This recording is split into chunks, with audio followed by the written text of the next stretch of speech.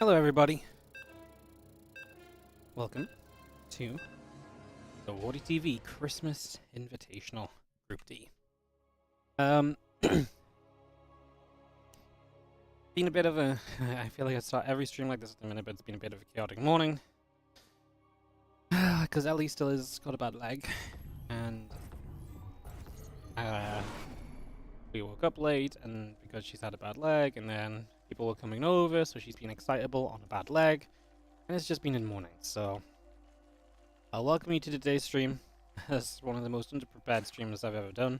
Once again, it feels like this has happened all the time lately, but we've got to get Ellie's leg better, guys. We'll get a bit more back on track. I do apologize, I just can't really do much else about it. So yes, hello. We'll get the Wardy cam on in a little bit.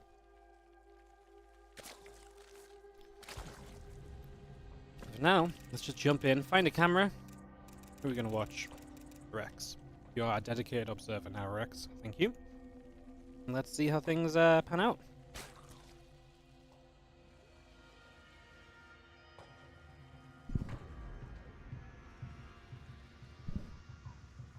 In the bottom left, our red Zerg is going to be Shin.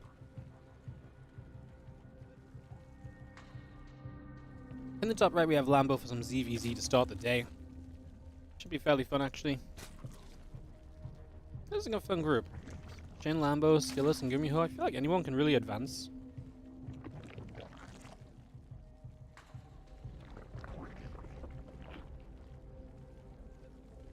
As we get ourselves settled and into play, I'm looking to figure out what exactly the plan is going to be over these opening minutes and throughout the course of this game just in general.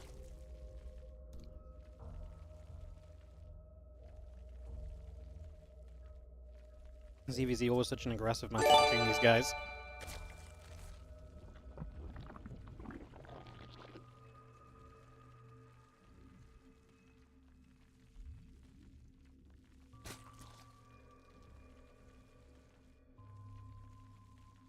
Yo, Sipship, my man. Thank you so much for the 39 months resub on the Prime. Have I already put you on the tree? I feel like I put you on the tree like a few days ago, but perhaps I just noticed that you were in chat. Perhaps I'm just going crazy. How you doing? Thank you so much for the Prime sub. As we get underway, apparently no one is actually observing this game. Everyone's just joined and starting their streams. Amazing. A couple Lings. Starting to move across the other side, Ling's speed will be starting up from both players as well, so just going to get that up and running.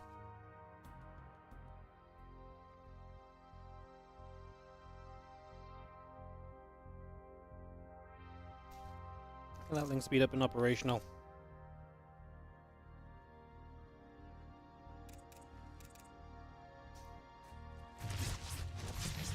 There's otherwise not really much else going on. A little bit of calm. Before any further storm.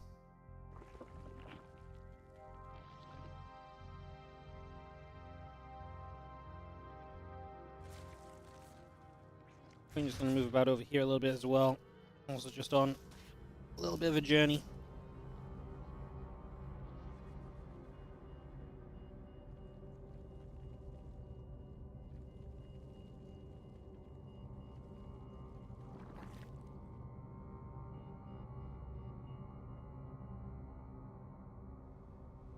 Playoffs of this event actually happen tomorrow as well, so this is our last group into playoffs tomorrow. 2 of these players will advance. It is 4-player round robin as well.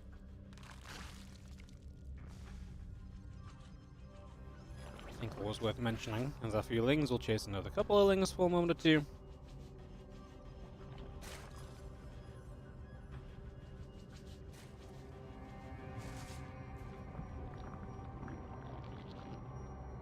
We have already got 8 roaches on the way out from Shin, so he starts to take a bit more of an aggressive turn in this game.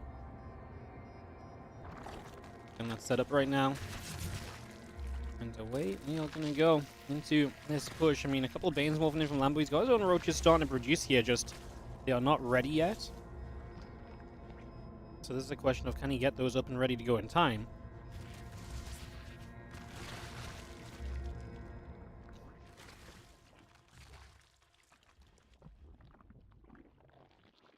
Here's the attacker Shin arriving. Roachling gonna get there. A couple Banes available for him too. Banes of Lambo at first don't really do much. Kind of went off without kind of connecting on anything. Things on the top side gonna get to that queen, get to those drones, and they're gonna see quite a bit of success as well. Because the Roaches of Shin, I think, are just getting a little bit too much done here right at the start.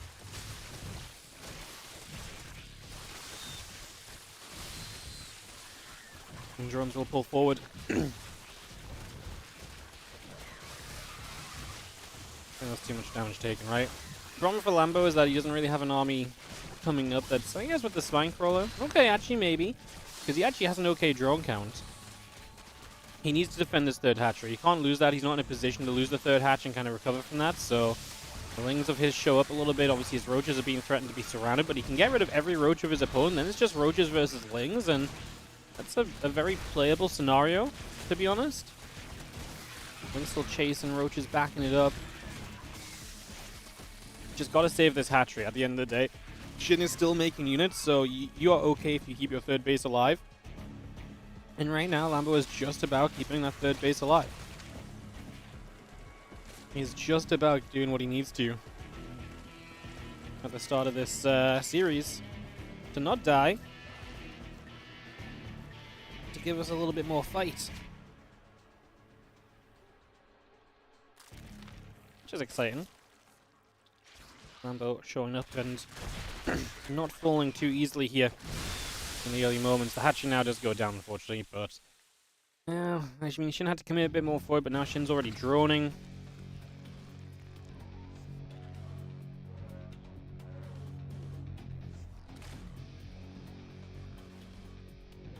The money investment to replace the hatch plus just resettling here in general is definitely pretty rough.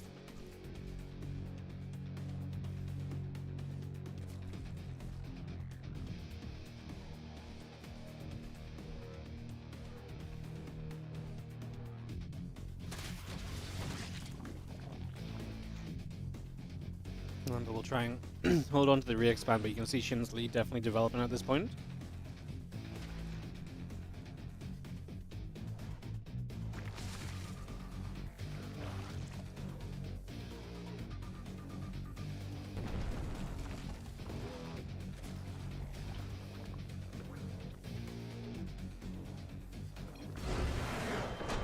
Lambo realizing that he's just a little bit too far behind is going to say GG. And Shin's going to take game one.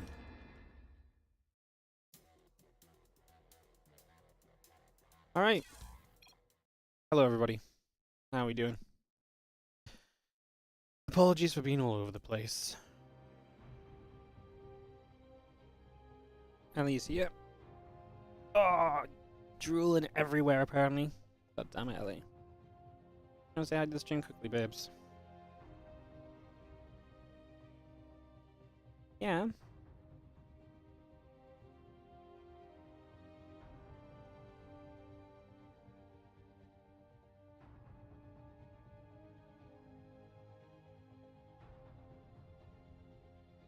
I make the left for map 2.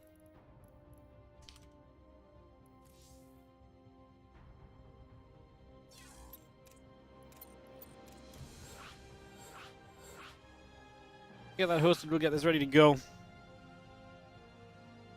Keep our games are rolling out here. As we get set up, bring myself a referee, drag Shin and Lambo around.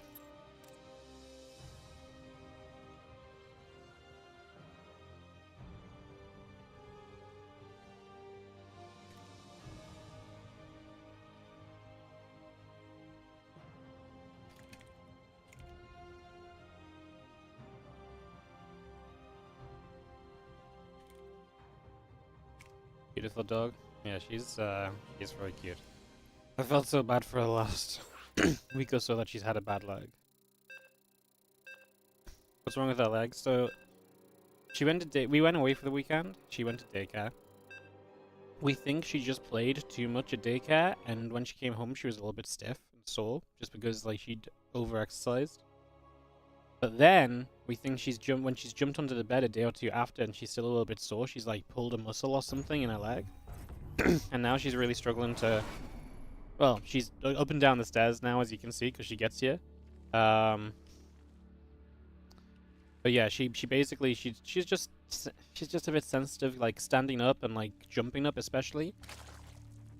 And she's been told just to kind of sit downstairs or to stay downstairs, which she doesn't like doing. She's a very like live her own life dog. She goes and does her own thing and entertains herself. It's just been a bit rough on her. She can walk fine pretty much, and she's definitely getting a lot better. It's just sometimes when she stands up still, she still hurts herself. She still like has to whimper a little bit. So yeah, she's just got a bad leg. She has her front of her legs are shaved because we took her to the vets and they just took bloods to make sure that there wasn't anything more serious going on. So she had one of her legs shaved to take blood, and then they were trying to get a cannula in to give her some like IV painkillers, but she didn't she didn't settle down enough for that. But she got her leg shaved already. So yes, basically she just has some shaved legs because she was at the vets.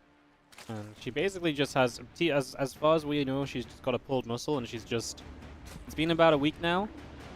What day is it today? Wednesday? It's been about a week since she first kind of stopped jumping up and down things, but like I said, she's much more mobile again. We're just taking it super steady. The last thing we want to do is to have her jump up somewhere and re-aggravate it, and then just go back to being where we were a week ago, so... Yeah, that's the big reason why I'm so disorganized in a lot of my streams and stuff at the moment as well. Because I'm out and about, and I'm sleeping downstairs with her, and I'm not, you know, I'm not really ready to go at all. I'm just all over the place, you know. My days are kind of being caught up by looking after the pupper, and I'm just not having the time on my computer that I usually would use to like make YouTube videos, admin tournaments, etc., etc. Set up the stream. Like I'm literally coming upstairs as my stream starts. I'm not even coming upstairs to turn my stream on. I'm turning my stream on from the remote desktop, so I'm only coming upstairs to stream, and then as soon as my stream finishes, I go back downstairs. I just don't have the general time around my PC that I would usually have to get things organized and everything, and yeah. Hence, it has just been a little bit crazy as of late. It's just been a little bit chaotic, that's all, so that's okay. At the end of the day, Ellie will be fine. Get back on track. We just need to look after her for a little bit longer, don't we, Ellie? She's looking at me like, well, you know, I'm feeling good. It's like, great, Ellie, you're feeling good. Good to know, at least. A couple lings gonna nibble at that hatchery, as we do have our ling speed and our chain nest coming up. And as we get settled in for the first few moments here.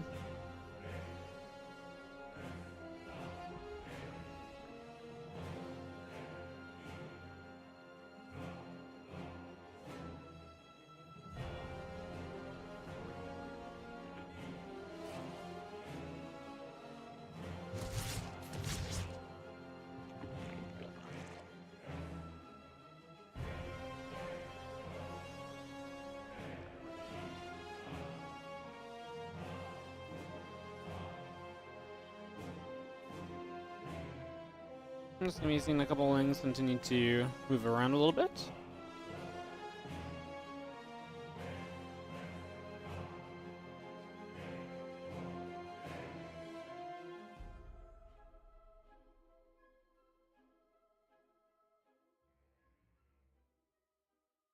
There's actually a lot of lings up on the top side of the map as we actually have Shin getting a little bit aggressive once again. He is trying to see what else he might be able to do. A couple of queens gonna shoot back the other direction for a moment or so.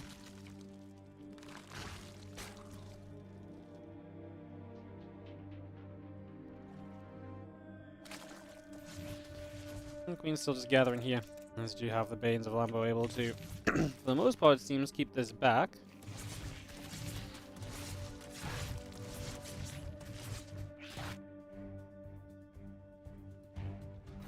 Neutron's just gonna mine away.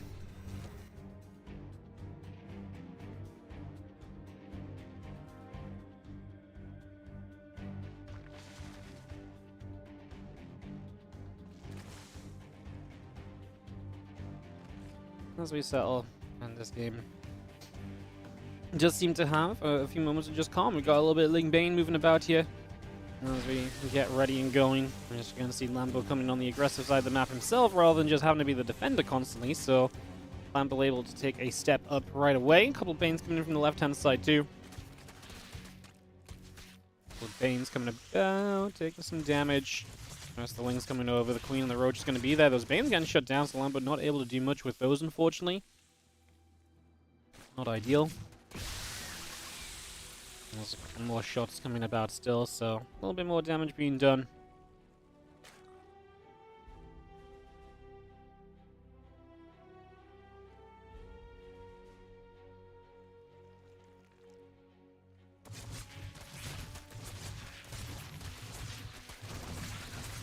Shin tries running over here, but Lambo's going to defend this nicely. Might lose the Queen, so there is something at least we going in favor of Shin on that little trade. Again, the Queen is pretty much always going to be a nice little addition. It almost always works pretty well.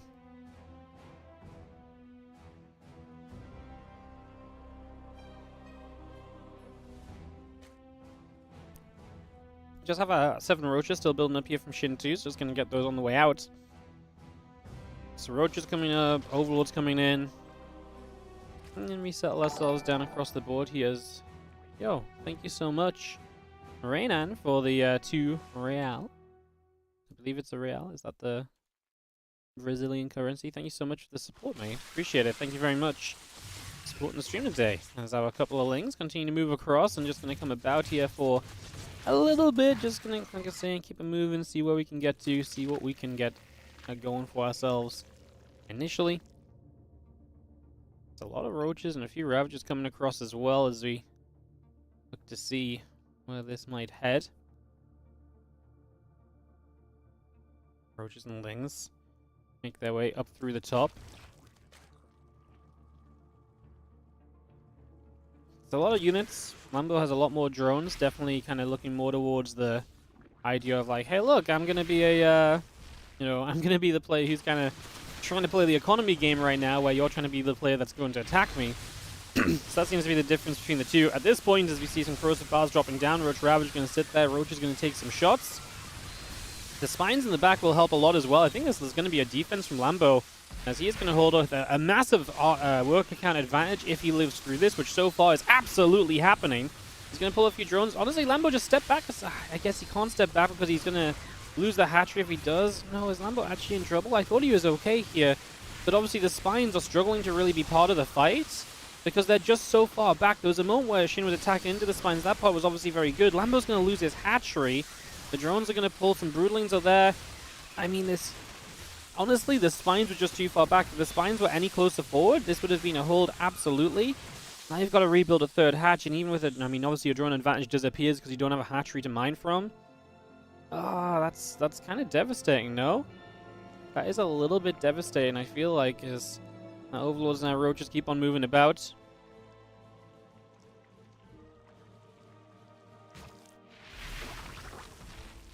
Just gonna see the Spire coming through, the +1 missiles coming in as well, as we continue to get ourselves settled here for a moment to rebuild. I mean, Lambo has to rebuild that hatchery. +1 missile starts from Shin. Spire from both players could actually be very interesting right now, I think, so that should be pretty intriguing.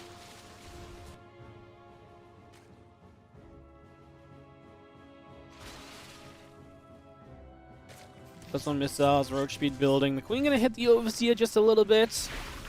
Corrosive Bile still coming down, knocking an Overlord. Again, the Spire coming up on both sides. Obviously, Shin has got that extra gas mine, which is going to allow him to afford more Mutalisks, so that could just be decisive with the way that this is going currently.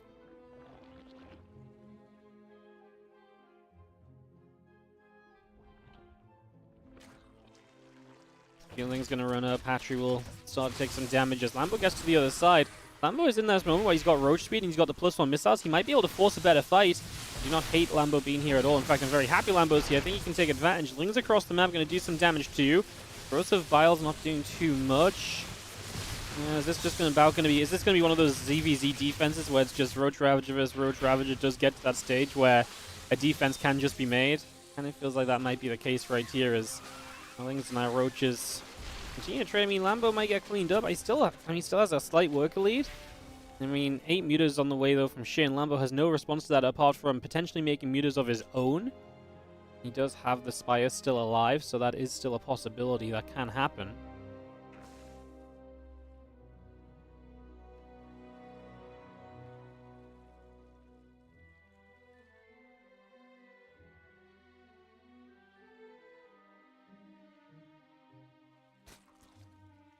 Take a moment, just going to be seeing the extra mutas coming through. Queen, +1 flyer attack coming up as well. Again, the extra drones and everything continuing in for the moment. Some personal files going to come down, but Lambo sees the mutalist and he basically just says GG. Yeah, his own muta is obviously not going to be building just yet. That is going to do it for our first match of the day, guys. Lambo. I'm going to drop a game. Drop a series to Shin. As we'll get our second match ready to go. That should be Skillous Gumiho. Am I crazy? No, Lambo Gumiho. Alright.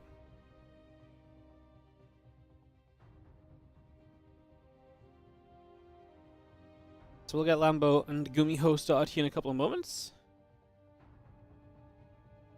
Get this set up, got this ready to roll.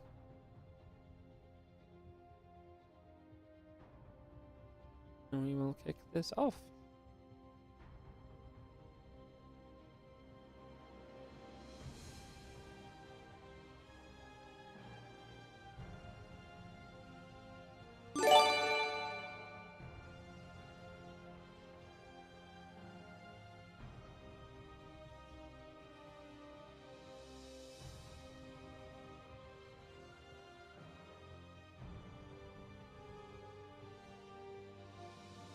This was going to get vetoed. We start make some progress.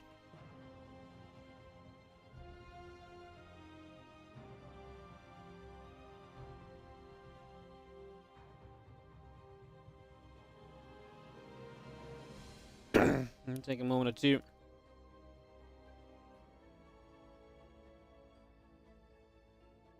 Ourselves settled down momentarily into Whispers of Gold and beyond.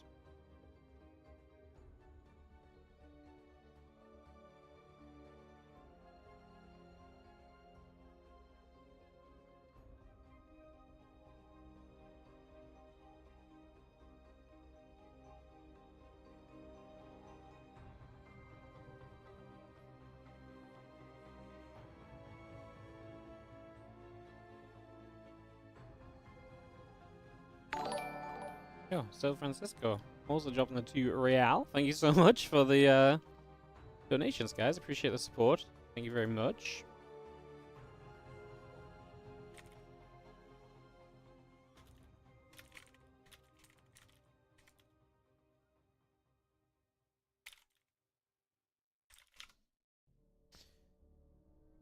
Just message Gumiho, let him know that we're ready. Make sure that he's ready to veto.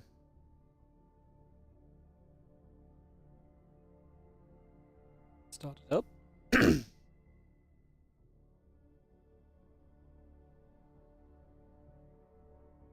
Merry Christmas. You too, Resonate. How you doing? Thank you so much for the 23-month resub on the Prime.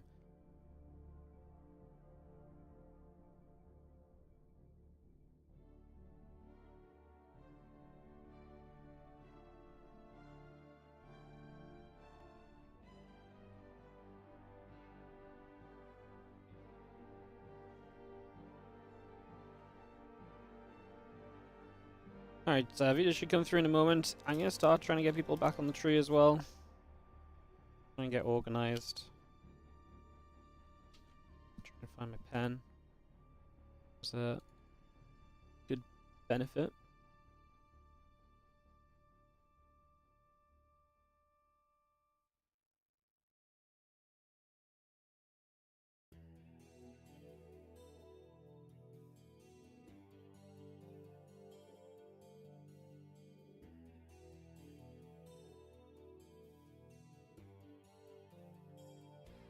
Alright, thank you so much for getting the donations, guys, and on the YouTube.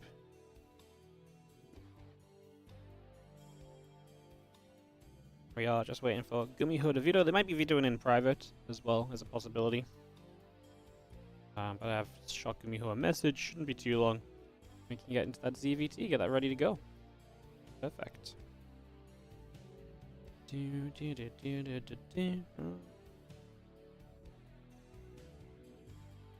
Resonate SC2, thank you so much for supporting the stream with the resub. Oh, today's going to be a very lazy day of placing these decorations. I'm just going to put them anywhere. Is there any branches? Oh my goodness, there we go. Some branches are going to get doubled up today. It's just that kind of a day, okay?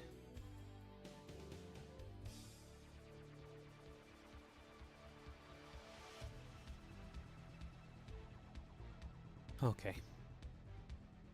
Okay.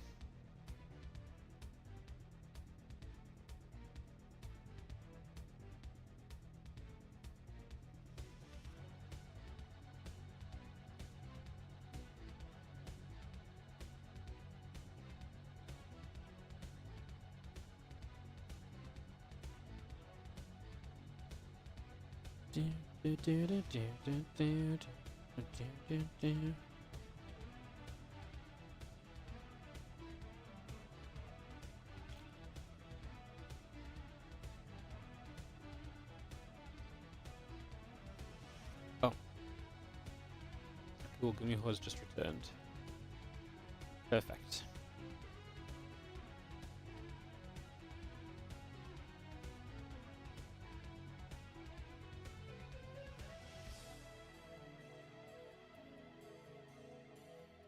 Alright, TVZ coming up in a moment, you guys.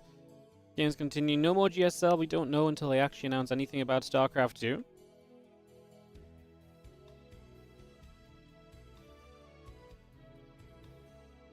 So yeah, we don't know anything about that right now.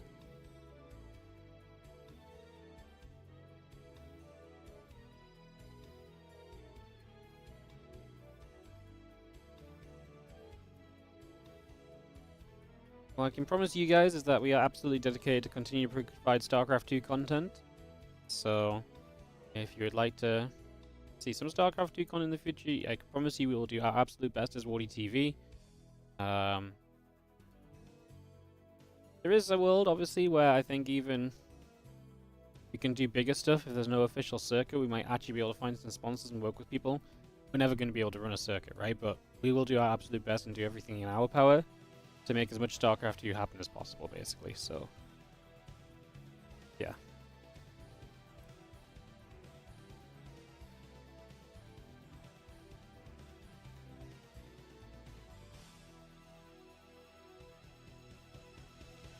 And double check the map here a second. Gonna be Ultra Love for map 1.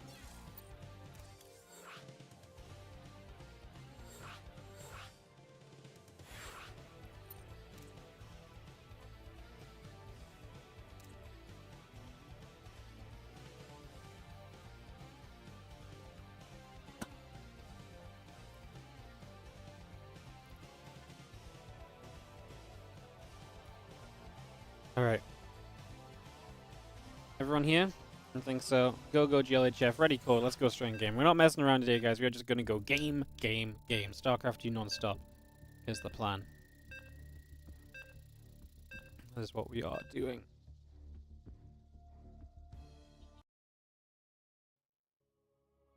Perfect.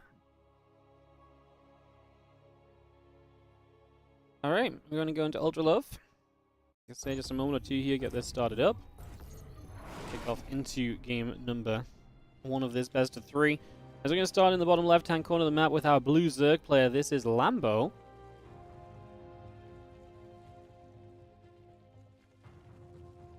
Taking on our red Zerg, red Terran in the top right-hand corner of the map. It is Gumiho. Always fun to see Gumiho participating in these events. Always happy to have him.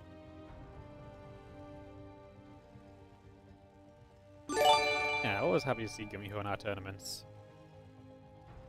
Yo, Thomas579 on the 7-month resub on that Prime. Thank you so much as well. I'll get you on the tree during the match as we get this ZVT ready to go.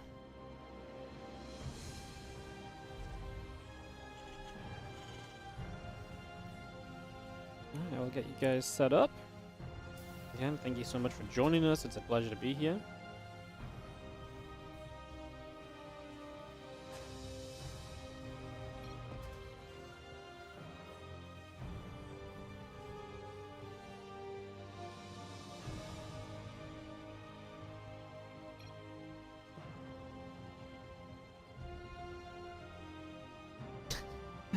I love the accusationary somebody is lagging. like like none of us have seen any lag at all. Maybe this is not a someone else problem.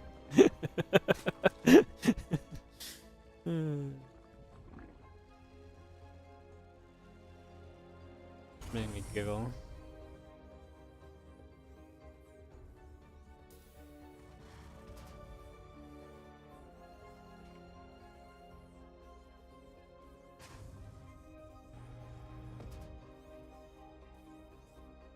Alright.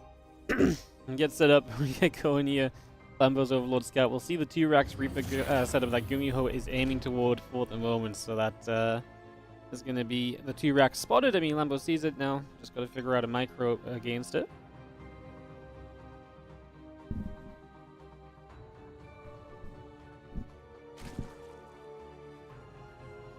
Just see our command center coming up and online. Couple of Reapers coming through as well, so just get that all on the way here as the couple of drones will be bopped about. It's going to be seen the Ling is going to come across, the Reaper going to be taking some attempted damage. Lings actually do get a couple of nibbles off, which is pretty neat for them, so that works quite nicely.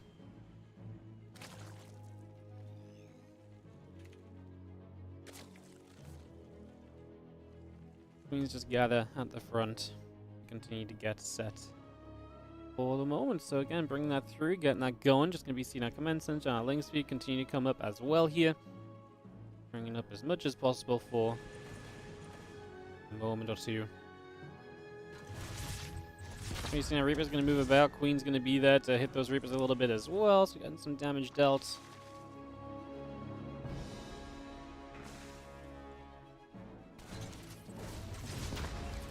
Seeing the Reaper's going to go after the Spore Crawler for a moment or two as well. So again, just some extra little bits of damage being done.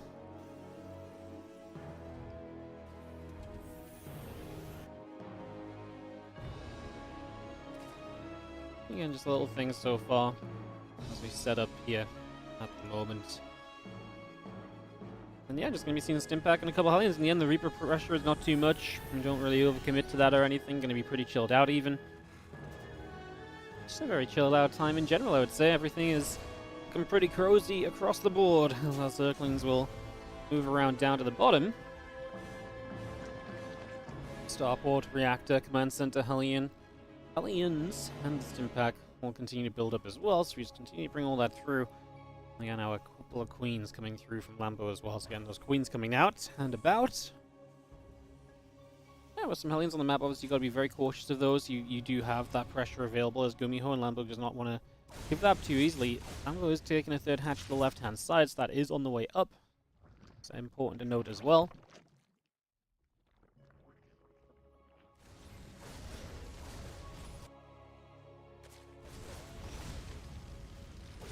A few more shots, hatch taking damage. Good grenade, going to bop the Queens back a little bit. The Zerglings now making their way around that right side. And Stimpack coming online, Baneling Nest coming up. Ling's actually getting a pretty good catch here. Can we at least finish off one Hellion? We can. One Reaper gets caught as well. It takes a bad bounce actually. And kind of ends up going the wrong direction, unfortunately, for itself. So that will go down.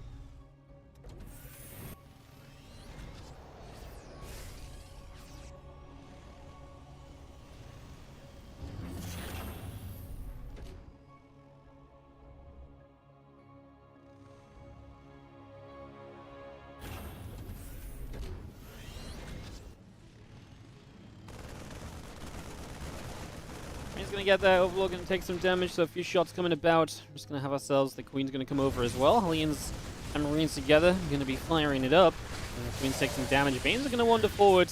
They're going to come through pretty much straight away here, so Queen's going to get there. Hellions taking damage. Reaper and Hellions together, joining once more as we just see the Queens continue to step out for a moment or two.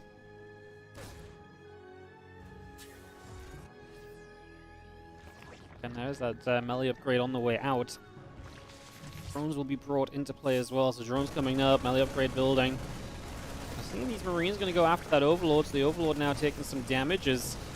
Again, Gumiho able to just control the map with these few units early on. Lambo working toward the melee upgrades. Lynx, Extractors coming online as well.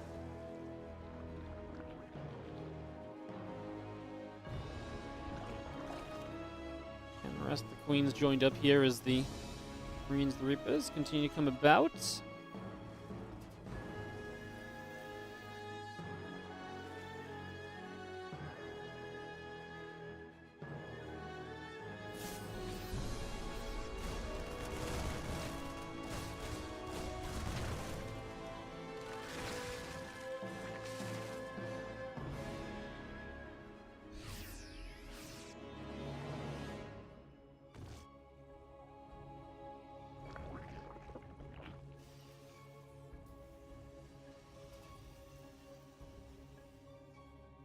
continue to settle just for a few more moments again. Melee upgrades, Bane speed coming up.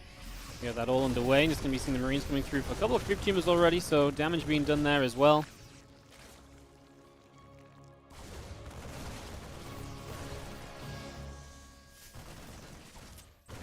He's actually going to run up. Marine's going to come through. Just going to get the Ling Bane surrounded there. A little bit of action taking place. Just going to be seeing the tank is going to go down. At least the Lambo does get rid of that. I think that's a big win, getting rid of the siege tank. Does a lot for you. And let's just see the Marines are going to step forward. They're going to come through as well. How successful can they be at the end of this as this push continues in? Obviously, the few Hellions morphed into Hellbats from before. The Queen's doing a fair amount so far, I would say. You know, actually doing pretty well for themselves just for a moment or two. Not doing half bad. It's going to be seeing these Banes still rolling up. The Marines still taking some damage. And those Lings continue to come around. Medivacs coming across as we speak. Just going to unload a few more units here for the moment.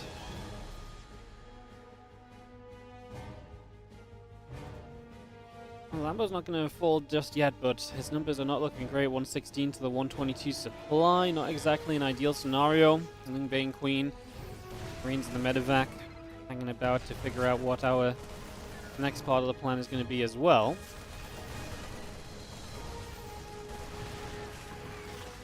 We go back and forth for a few moments again. Hive coming up. Lings, Queens on the way out. Few of those Banes continue to go after the Marines, and we just chase this down.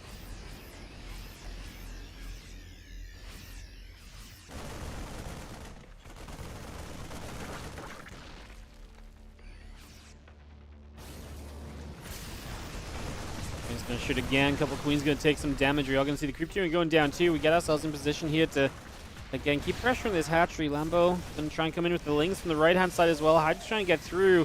Siege tank gets a shot on those Hydras as we then play cleanup.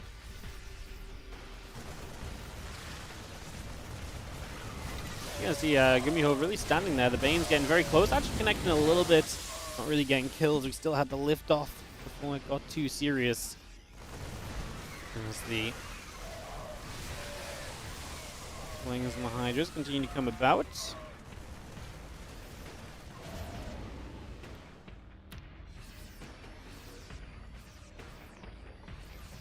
Come back through the center again. Coming back across right now. See where we can go, see what we can do. Marine's going to continue about as well.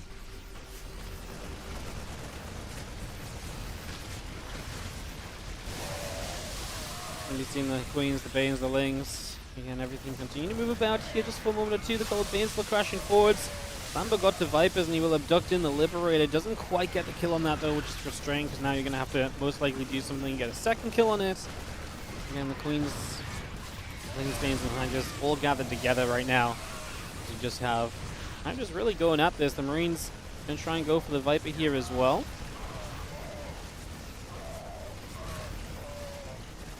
Lambo's just been kind of bleeding out supply over the course of time. It's just not been good enough for him, unfortunately. He's been struggling to really get enough done, and Gumiho's supply advantage has finally toppled him. And so Gumiho takes the 1-0 lead in this best of 3. Second match of the day, getting off to a good start for Gumi, his first series obviously as well, as we get ready for this next game in a sec, which is going to be on the Distillery.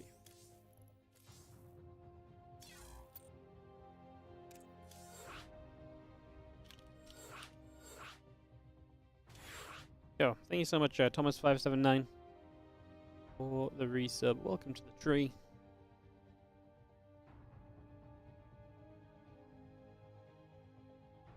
Oh,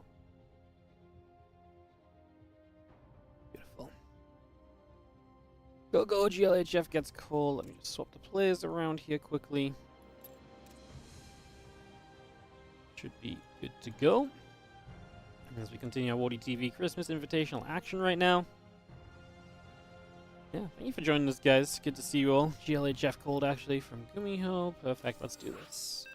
Alright, let's kick this off.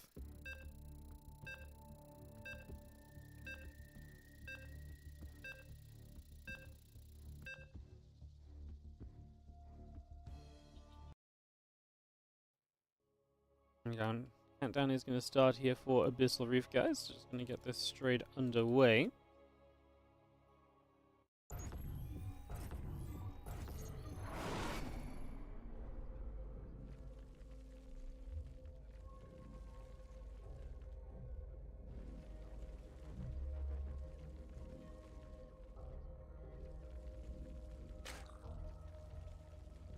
In the top left-hand side, down a game is going to be our red Zerg player. This is Lambo. Taking on our blue Terran. In the bottom right corner of the map, we have Gumiho.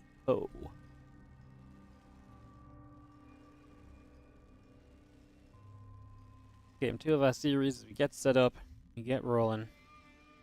We kick this off. Excited to see what will come of this one as we figure out the early stages. Jump on someone's camera because my observing ain't it today. My brain is in too many places to observe and cast. I'm sorry, guys. We will steal someone's camera and you'll just have to be happy with that, okay? That's all we got for you. As you see, T-Rex once again from Gumiho maybe just likes the potential pressure of the Reapers. Doesn't even have to do much with it to be kind of happy and kind of, okay about, what he's able to do here. I don't think that's a super crazy sentiment. As the barracks will come in. Get set up.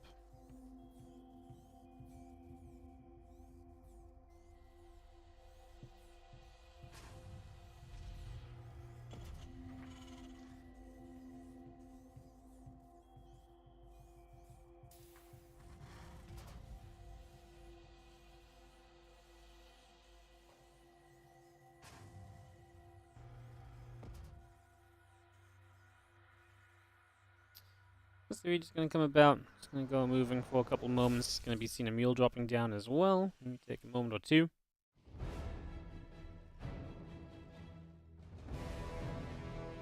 Yeah, the T-Reapers continue to come into play right now. That Overlord is going to come crashing about as well.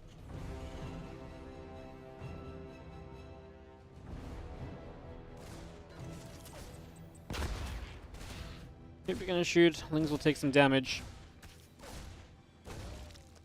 It's going to be seeing the Reaper will continue to get chased around for just a few moments there. There's some little bits being done.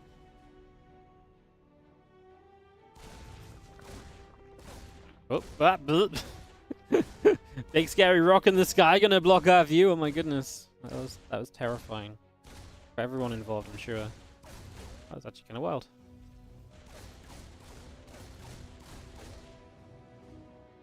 Well, the Reapers come about. Just gonna go poking in once again, just trying to get a little bit more done as the Reapers continue to come over. Just gonna go nibbling at some of those Lings.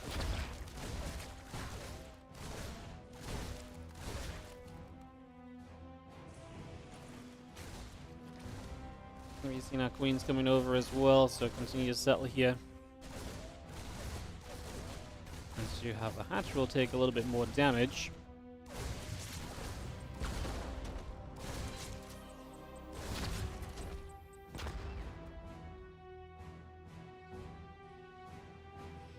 Reapers obviously getting deflected in the end, not too big of an issue so far. Let's just have ourselves the Rax Reactor Command Center Stim Pack. Again, a little bit of everything on the way up for the moment. Just settle ourselves down. Those Reapers continue around the right. Looking to see where they might be able to go to. Command Center coming online. Barracks about to complete.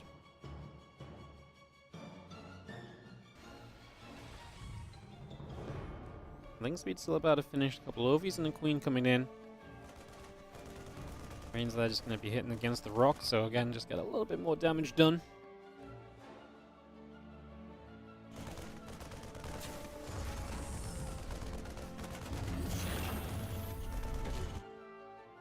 Just chilling. Stimpack and Marines continue to come about right now.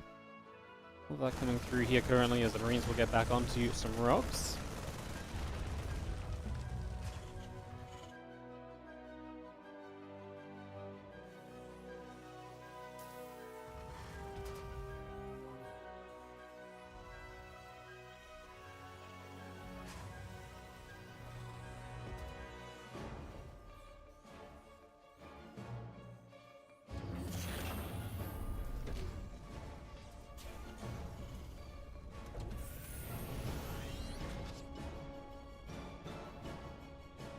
Orbital Command going to lift off, going to be moving away. A couple of Marines coming about as well.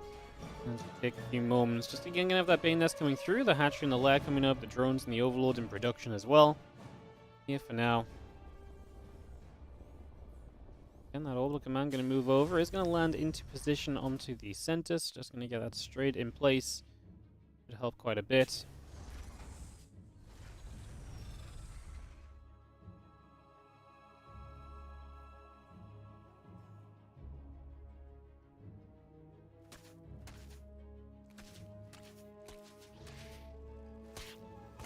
Settling, trying to get the SCV, but unable to get there, so that is going to survive as well. SCV gets away for a moment or two.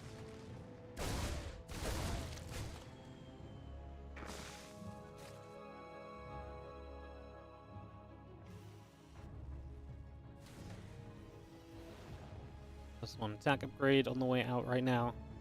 Just bring that straight into play as well. It's quite a lot of Marines that are going to be coming up the front here.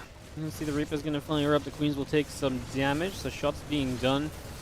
More damage being done for the moment. The Marines continue to fight. The Queen's going to get there. The couple of Lings will be taking shots as well and go back and forth. Medevac going to show up to try and help as well. Lings and the Banes trying to run through. A couple of grenades go down. Queen's going to step back again. A couple extra Banes still coming through for the moment. It's actually going to get, honestly, pretty good connections, forcing a lot of the Marines to have to really step back already. It's going to be a little bit painful for you, so, again, a little bit of a cost on that one.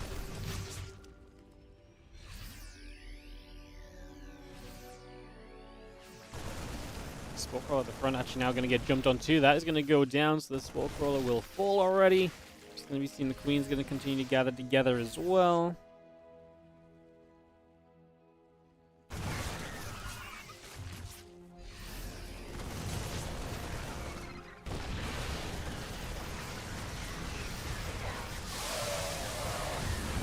Honestly, pretty good cleanup from Lambo again, just pushing this back. Shoving that away.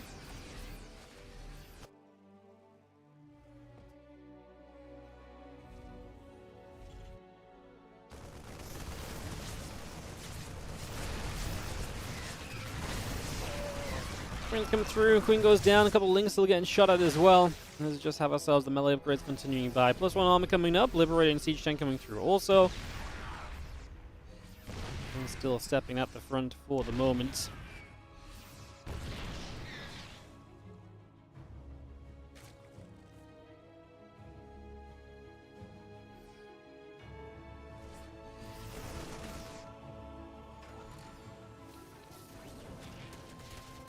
Bane's gonna roll up a little bit. Gonna be seeing a couple of Banes getting shot at. The Marine's gonna be there. I mean, we had to get rid of the tank, but the tank got rid of a couple more Banelings. Lambo's supply much more comfortable this game. Should see this army moving around that right side. Looks as though he's kind of on top of it. There's no base over here. You just don't want Gumiho to be able to siege up towards your other bases, so it's important to be kind of preemptive and kind of dealing with that position. The load up is fun. Dropping the natural. I mean, Lambo's nearby enough. A fast response with the Overlord sighting this, and he should be able to get in position so that is not too much of an issue, honestly. This honestly feels like kind of a fine start. As Lambo will push those medevacs away. Has the Ling Bane counter, but there's a lot of SimCity here. I'm not sure Lambo will successfully break through for any sort of level of success if he tries to make something happen on that one. I think this is just a leave it alone kind of moment. Bane's getting blasted a little bit. He actually, in the end, he commits through. He gets the siege tank. He gets some units. I mean, units trading out there generally is not kind of like your best situation, to be honest, though. So, not exactly ideal.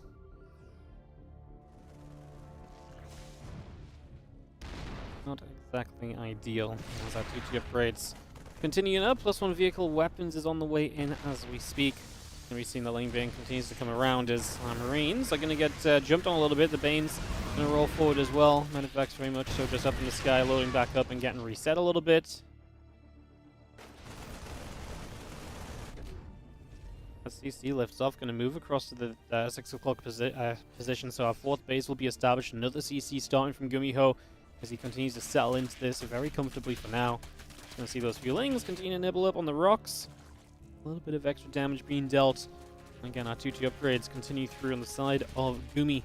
for the moment. 170, 140, 50 supply. The supply is just suddenly rocketed into Gumiho's favor. I think that a lot of that actually may come down to just, again, Lambo kind of attacking into that position previously where it just wasn't really enough. Wasn't really as good for him as he maybe would have wanted it to be.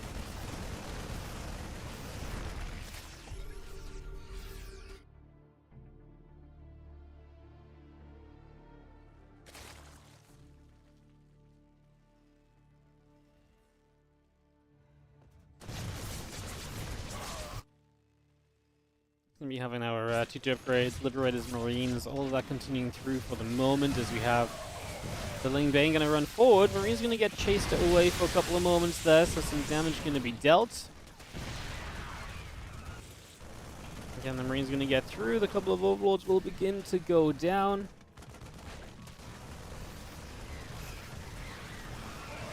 Marine's gonna hold out, just gonna be seeing the rest of the army continue to gather together.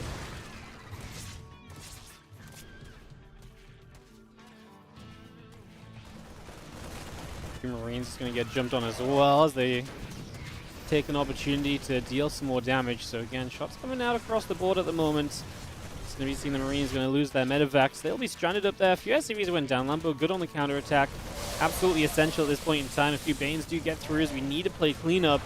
Again, Lambo's supply is trailing. On his way to Adrenal Glands +3 melee. Things that will absolutely help him in the future, just that he's not there yet with.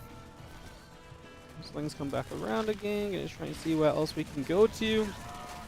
Well, Bane's morphing in as Gumiho just is scrapping kind of everywhere on the map, right? He is absolutely just persistent at the moment with what he's getting up to.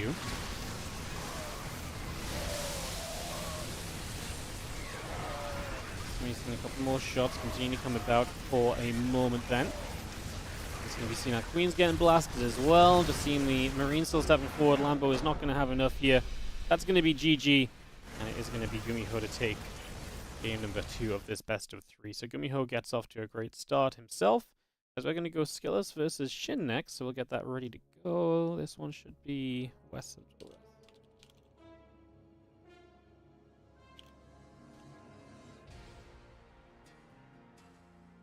Perfect. We'll get Skillous and Shin ready to rumble, guys. Get that started up for you all. And get this underway. Thank you for your patience between the matches. We appreciate it. As we get set to roll. Cool, cool, cool.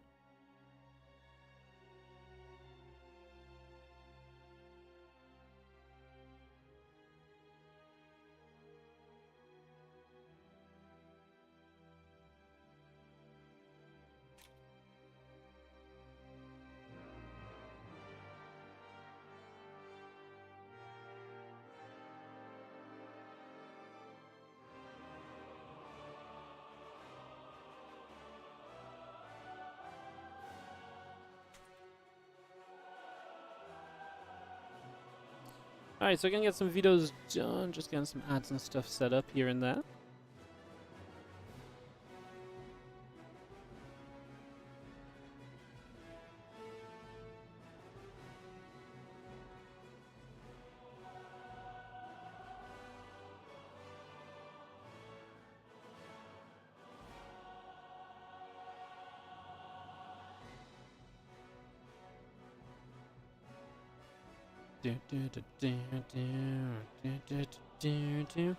Lightline's going to be the first video. Waiting for Shin to come in with a video as well. Thank you so much for the raid. Welcome everybody. Again, how are we doing?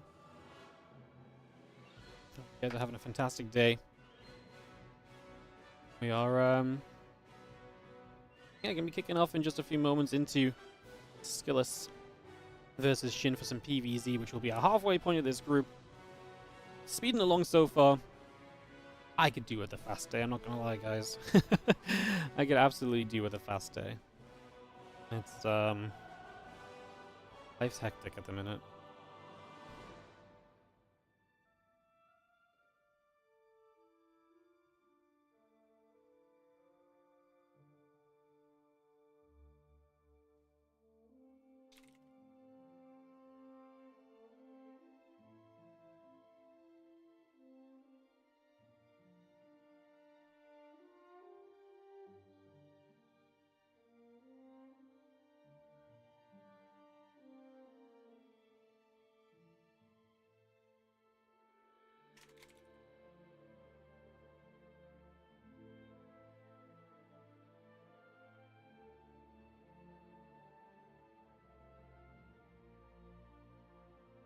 Alright.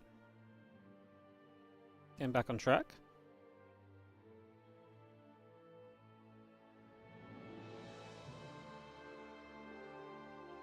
King's Cove, Whispers of Gold. 3 videos down so far. We'll get back going shortly. Get this all back on track.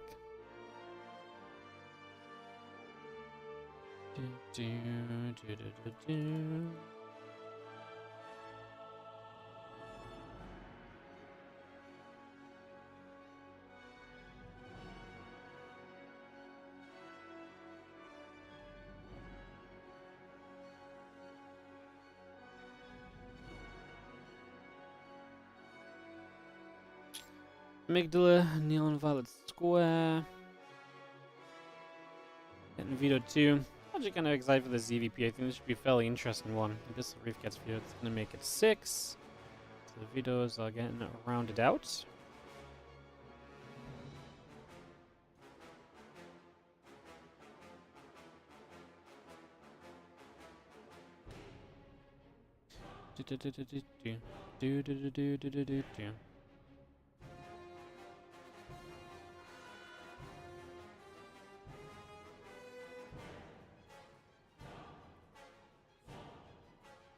Crossline gonna be map number 1. Let me get that hosted up for them.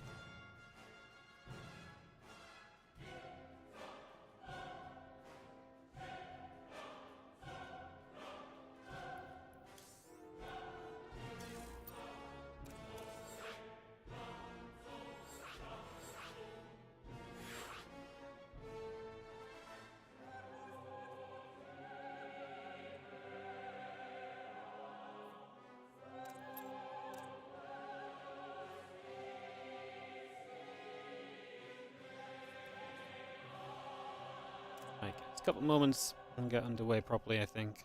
We are just getting into the lobby. Just need all of our casters to join us here as well. Couple more vetoes. Should be pretty much just good to go.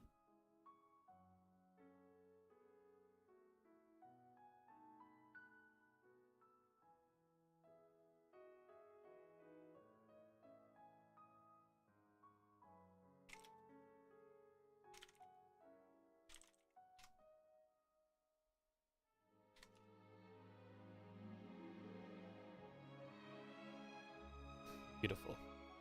Alrighty, so Shin and Skillous are in the lobby, GG's and Go-Go's, Zerg and Protoss. Let's jump into game number 3. Can you link a Ligulac? Yes.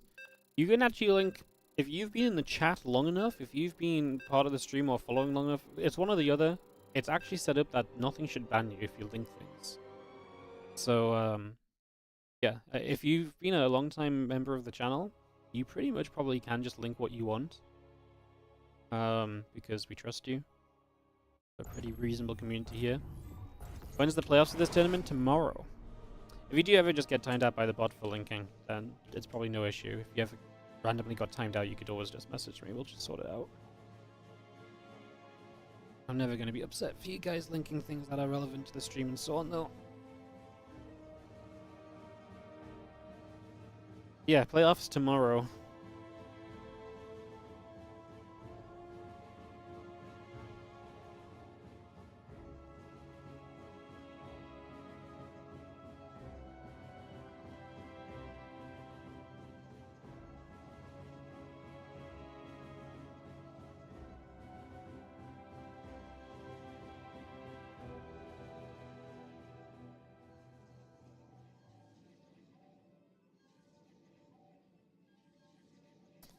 Game number 1. Skillous in the top right is going to be our blue Protoss player. Shin in the bottom left is going to be our red Zerg player.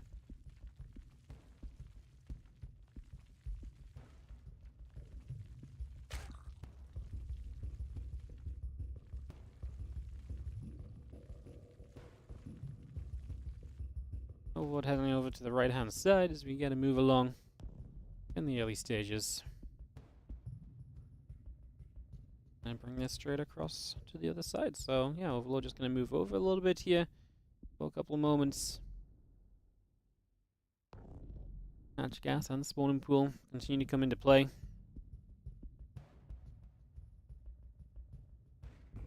Is Protoss broken? In what way? I feel like the answer is going to be no. I don't think Protoss is broken. Honestly, I think Protoss is kind of okay right now. It seems pretty competitive. People are doing fine with it. It's just, once again, kind of need the Protoss players to just sort of... It would be nice if they won a couple things, which... To be fair, it doesn't even matter what they win right now, because anything they win right now, no one's going to consider serious enough to count as a Protoss win, so... We're in a very fun state of Starcraft 2 where... Nothing matters for trying to prove that Protoss is okay or not.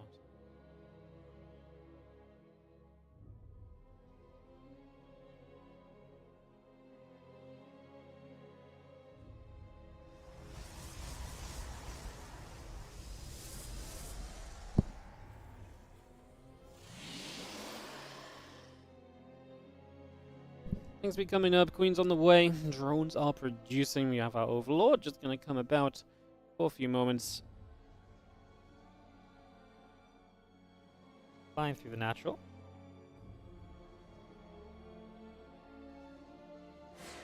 No terms matter for balanced discussion are the ones with Clem, in which Clem wins with Protoss. Yes, I agree. I think Clem's Protoss is the only Protoss we can use to balance things now. Can you imagine how mad everyone would be? Jeez. This drone being across the map, being a little bit of a unique one early on, causing some troubles. So I should pay more attention to the game. Sorry guys, I'm just I will straight up say if you want to flame my cast today, you're absolutely welcome to, because I am definitely not going to be casting to the hot level, which I feel like I can cast to. I'm just brain frazzled at the moment. Too much going on in the world. So yeah, apologies if stuff's a little lower quality than you may be used to and stuff, or whatever. As these Lings are going to try and break in the front, Skill's going to be there with the Stalker.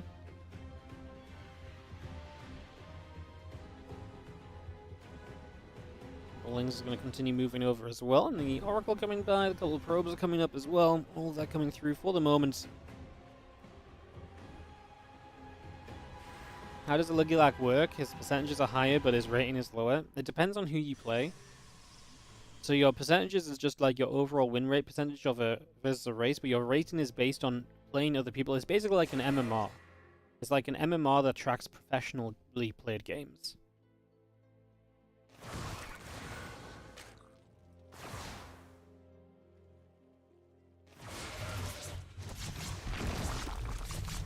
Zeb's gonna come over, get a cancel. Fueling's gonna be there as well.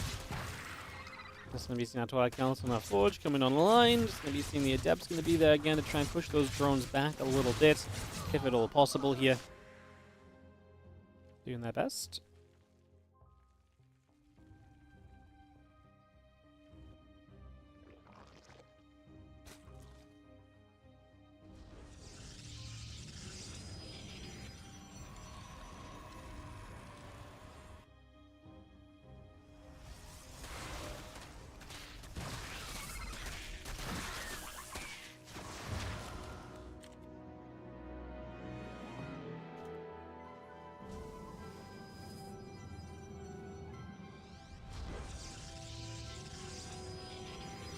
Well, units still moving up the other side. And keep on moving around. Again, the melee upgrade coming by as we speak as well. So we just keep that all on the go.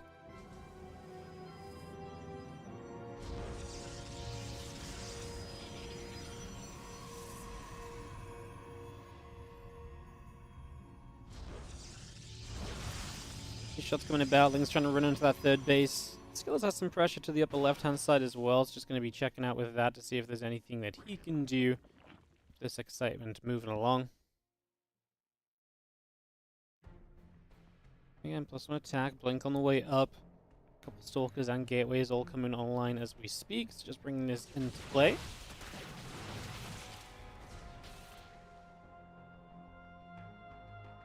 As things gather again, the stalkers coming across. We gather in for the moment.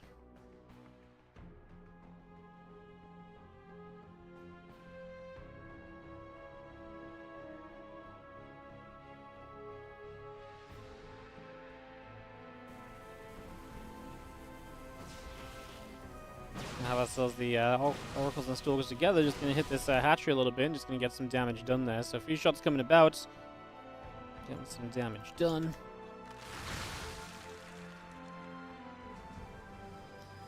I mean, the Banes are going to slow walk up here. This is the slowest Baneling run by of all time. The probes pull into a corner.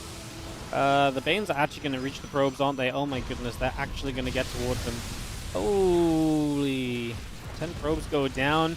Skillous takes some serious damage. Shin is not great supply-wise, though. I mean, he's going to do some damage there, but Skillous' army supply is still in a much better spot overall, so yeah, well, let's not judge this one too soon. Oracles activate, Hatch taking damage. +1 armor in charge, continuing into play. Just for a moment or two, the Oracle's still trying to get rid of that hatchery, and they will get rid of it here, so hatchery ends up going down. That's actually nice to get rid of just with the Oracles. And you can do stuff with like this with the Oracles nowadays as well, because the Oracles have the extra access to energy with the energy overcharge. Beforehand, you couldn't really do that kind of stuff, right? Beforehand, you didn't really get away with that, whereas now you can. It's actually pretty neat. So yeah, that is definitely a nice little cute something, as the couple of Oracles still gathering together. Charge and +1 armor coming through, results and probes are coming up as well. Hydra's on the way out, +1 missiles, Baneling speed. All of this continuing over for a moment.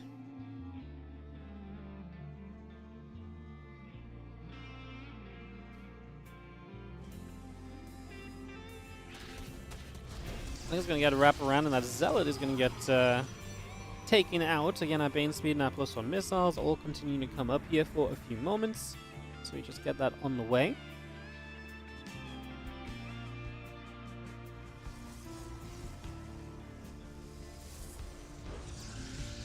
Let's gather. And again, the Robobay coming online. 12 Hydras in production currently. Going to be joining us with the Hydra speed and the Bane speed, +1 missiles. All of that good stuff on the way through for the moment. As again, our Robobay coming up to being about halfway done. A couple of assimilators coming through with it. The Observers coming out with the +2 attack upgrade also building through. Robotics facility also in production right now. So we get this all coming up for the moment. Looking good. Looking good. Wing Hydra just gathers together. A few drones join up. Again, our muscular organs coming through. The +1 missile upgrade coming online as well.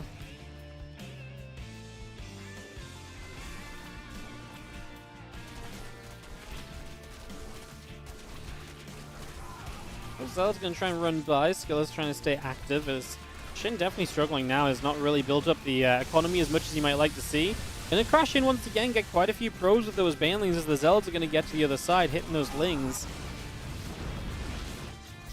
Man, you know what I feel like is developing? I feel like we're starting to see one of the most fascinating periods of time for a player ever.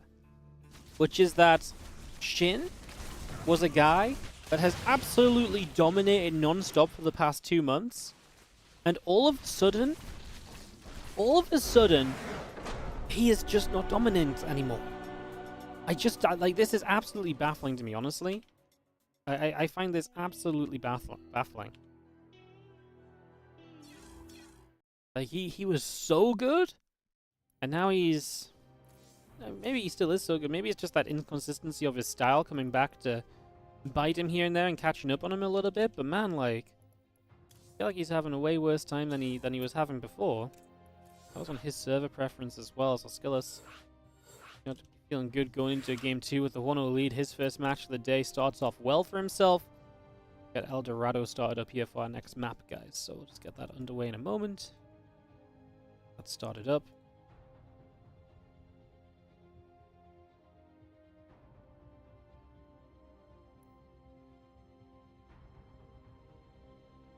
Check the players around, double check everyone is ready. Should be able to go.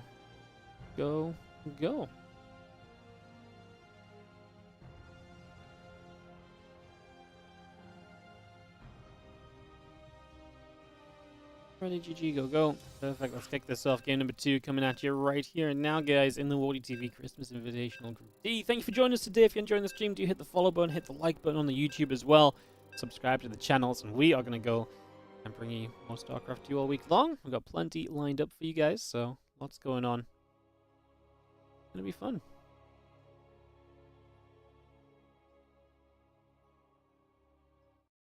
Going to be fun.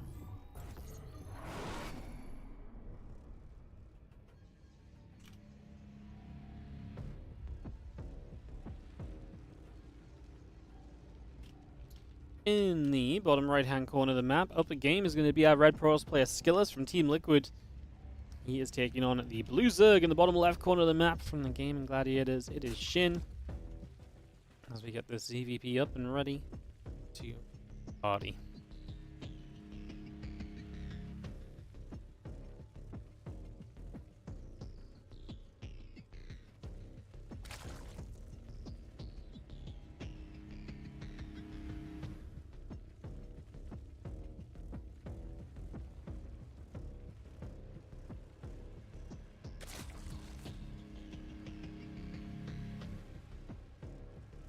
It'll take a moment to set up. There's a couple drones come in, gate and the gas coming through, hatchery building on the other side.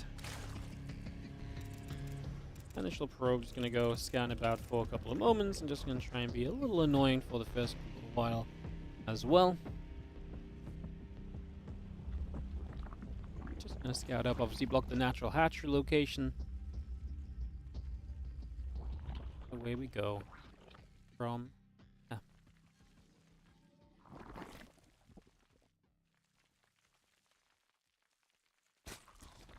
that part already looking pretty good. Our probe moving around. Again, Nexus building, pool on the way. Hatchery halfway done.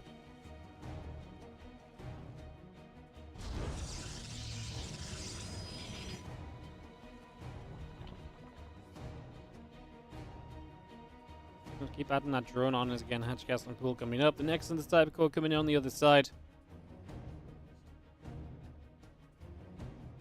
Overlord is going to fly into the natural. Little look to see what we've got on the go for a few moments.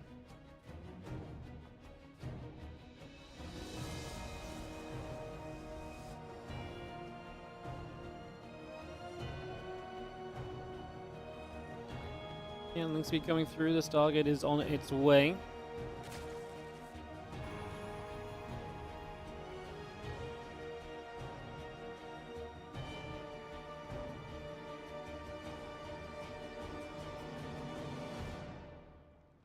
Gonna be seeing a couple of things coming across again and look to see if there's maybe something that they can get done here for a few moments.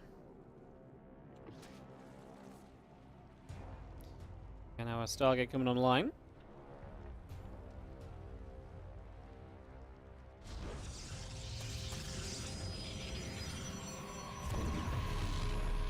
There's a pylon getting grabbed there too, so that's gonna get knocked down.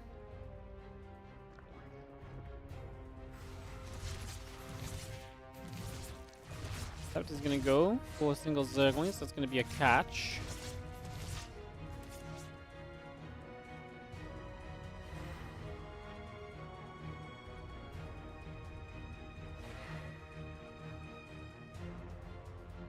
So there's got that Link Speed coming through. Again, the Oracle coming online, the Warp Gate coming up, a couple probes coming by as well. All of that stuff coming in for a little bit.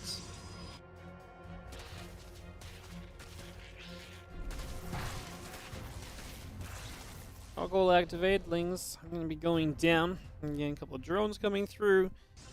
Queen's coming up. Robo Facility and Twilight Council continue to come in as well.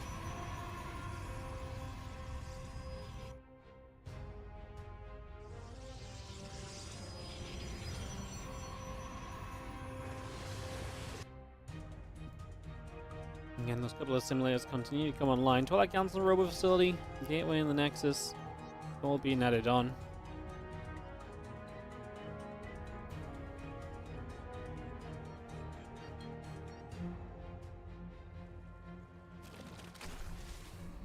Oracle just going to drop a Revelation down.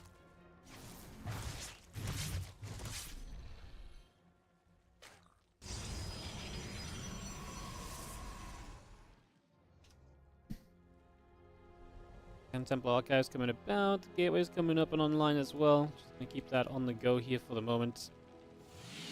Temple Archives, Gates, Prism continue to come through.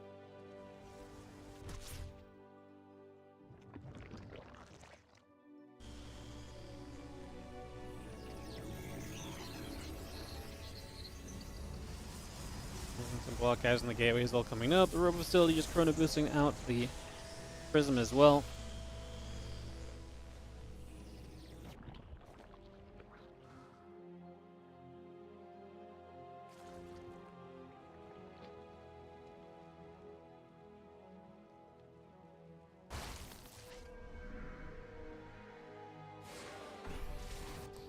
Couple shots coming through. It's going to be having ourselves land. The extractors continue to come about as well. Just going to have the Forge and the Archon coming online. Probe coming up as well. Going to get this rolling.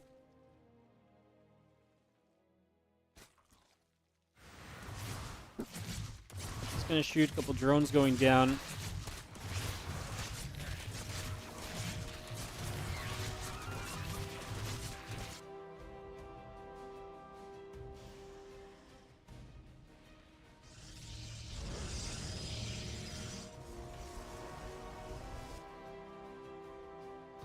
Yeah, a few roaches still coming up too. As we settle.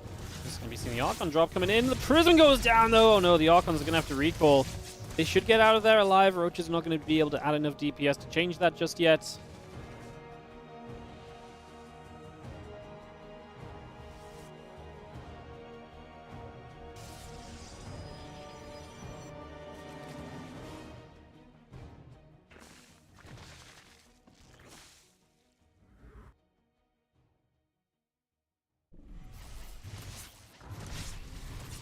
It's going to push. The Oracle going to do some damage.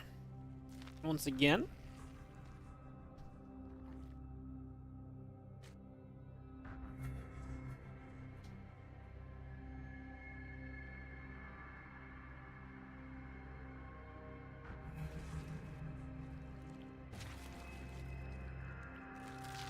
Upload actually loading up, and so Shin's going to get pretty aggressive here as he goes across the map. Looks to kill Skillous in the next few moments, so look to get that settled down.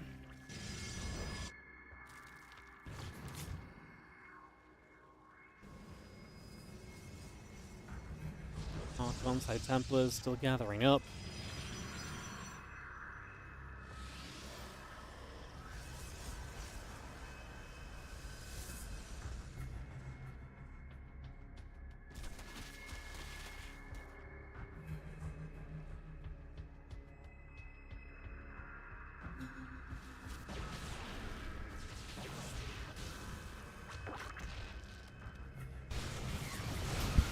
Yeah, Roach Ravager coming about. He's going to see a couple storms coming through. He's going to be having now storms continue to drop. The Roach Ravager taking hits. Damage being done all over the place for the moment.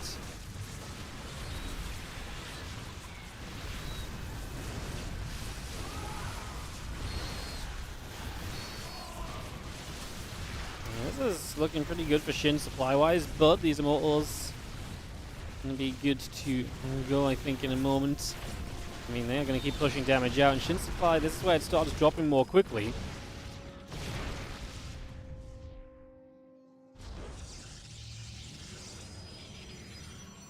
Just going to be seeing how probes mining away. Again, a couple of Immortals coming up, +2 attack coming in. Just going to be seeing our Roach Ravager building up for the moment. Queenlings will continue to come out here just for the moment.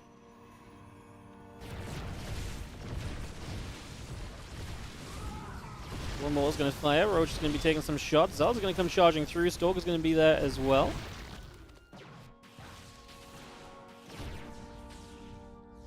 Going to be seeing our Prism moving in a few more High Templars for a moment or two.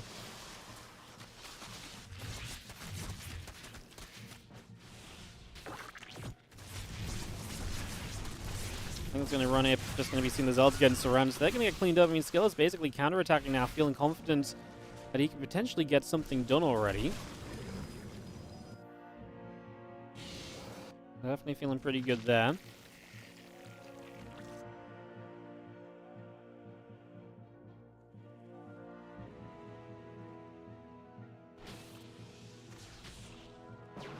Soldier's going to ping. Overlord will be taking some damage. It's going to be seeing the Immortals coming through too. Because we do have them getting left in the center is not pretty from Skillous, so unfortunately that's not exactly going to be ideal. Not the greatest of scenarios just yet, as we're just going to be having our Ravages and so continuing to come over. Just going to be having our other units setting up as well. Things, Roaches, Ravages, continue to move around. For now, as a couple of corrosive bars will drop in, the Immortal are going to get hit, so actually quite a lot of damage taken on the Immortal there. A few more Zards going to get warped in with this as the Storm comes down on the Zerglings. The Roach Ravager continues through. The problem for Shin is his army is still low tier, right? It's low quality. It's not setting up for the future at all. Like, he basically still has to win right here and now, otherwise he is in trouble. There's the TLDR of it. He needs to win right now, otherwise he is in trouble. A couple of things going to be there. Mortals taking hits.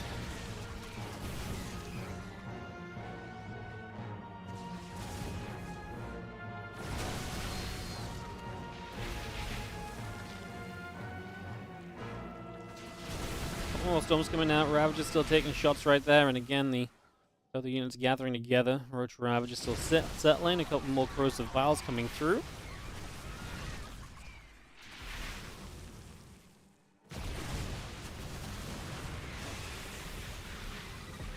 We having a Storm continues abound full in the moment.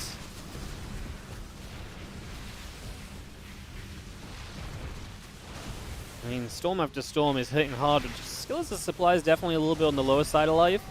Definitely not ideal. A couple more corrosive bars come through. One more Storm. The Ravager is going to get struck there. It's going to be seeing the units continue to hit. The Roach Ravager taking more shots. Damage still being done.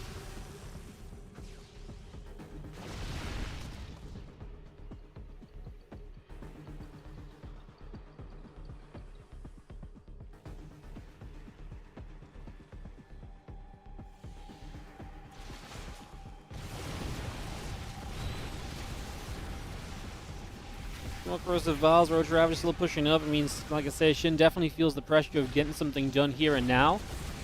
Definitely needs to try and get something done. Is just going to be seeing his army really, again, is not made for the future. So if he's not made for the future, he's going to be in some trouble. So be pretty darn cautious at the moment as our Zealots get there. A few drones going down. Damage still being done.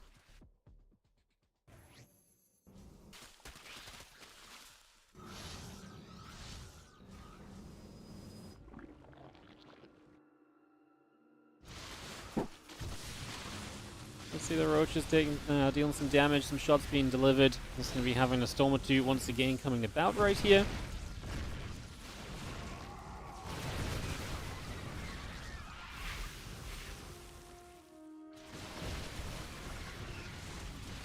I mean, Skillous steps forward a little bit. I mean, I don't blame him. Every time he drops the Storm, he's getting so much done. So much damage being dealt currently. And Skillous just going to win this. Shin cannot really compete at all. And that is going to be that. Skillous is going to take a 2-0, man. Like I say, Shin's, I don't want to really say downfall, but he's definitely not having the best of times lately. Mars Coliseum didn't go well for him. This event currently not going well for him. Shin is not having the best of times as of late. Why did he change his name to Shin? Shin's his real name, and he was trying to change from Ragnarok to Shin for a long time. Eventually, he just committed to it and just said, I'm going to do it no matter what. And that was that. That was basically the last we heard of it. Shin versus Gumiho up next. So we're going to hop on over to Korea for Shin versus Gumiho. Get this on the way immediately. Get this settled down.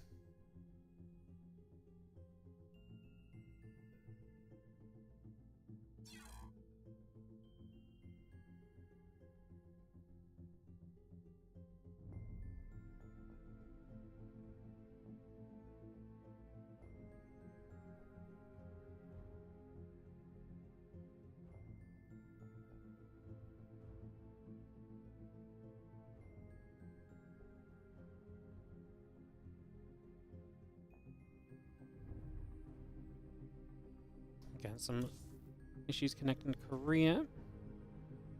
Not being my friend. Try this one again.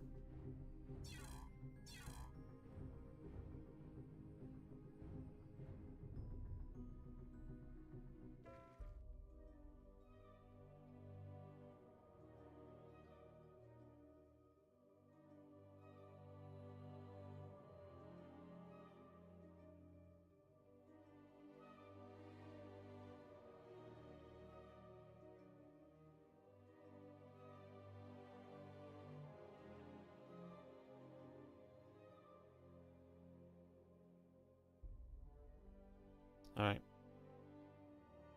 Shin and Gumiho ready to roll.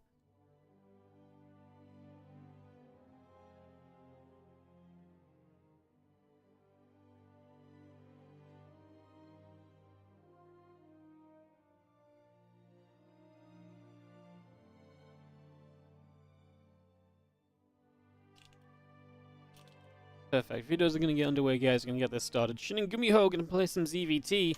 So where's this group at? About halfway through. Good time to kind of check on things. Well, currently we are Gumiho, Skillous 1-0, Lambo 0-2, and Shin is 1-1. So kind of a must-win for Shin. You lose this. Gumiho's already on 2 match wins. Very likely Skillous gets another somewhere along the way. Losing here, and you're really hoping for like some kind of 1-2 map score scenario. You did 2-0 Lambo, but you 0-2'd yourself, so your map score's going to be good, but maybe not the best. It's going to be a tough one to figure out, to be honest. It's going to be a tough one to figure out.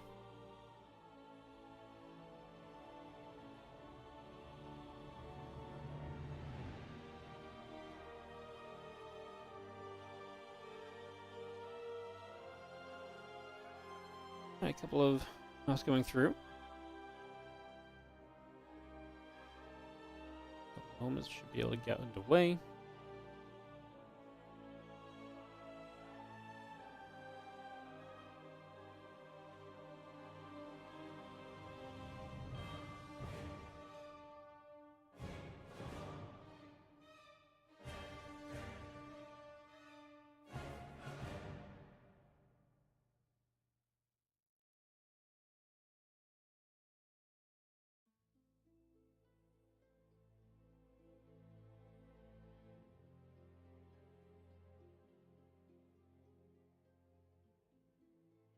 Alright. 6 videos. We've got a map pick coming through in a moment. Looks like we're going to have ley lines to start us off.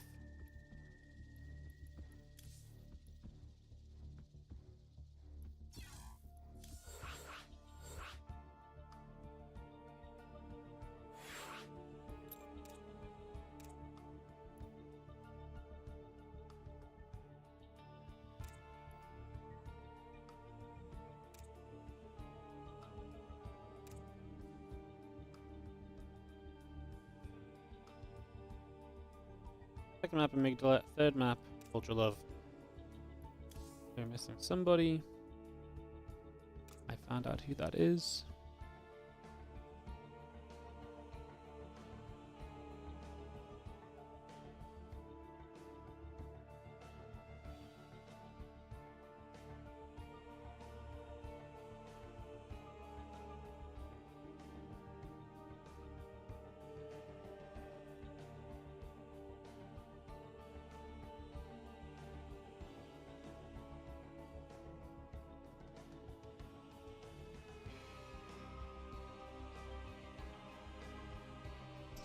Alright, ready, go, go, go, go. Let's kick off into Gumiho versus Shin, guys. Match 4 of the day. Obviously, 6 matches in total, so we're halfway through already. Pretty quick matches, to be fair, right now, half in. This is why we like doing the 6 best-of-3 kind of groups, because instead of 5 best-of-3s, which doesn't last very long, 6 best-of-3s is just a little bit better.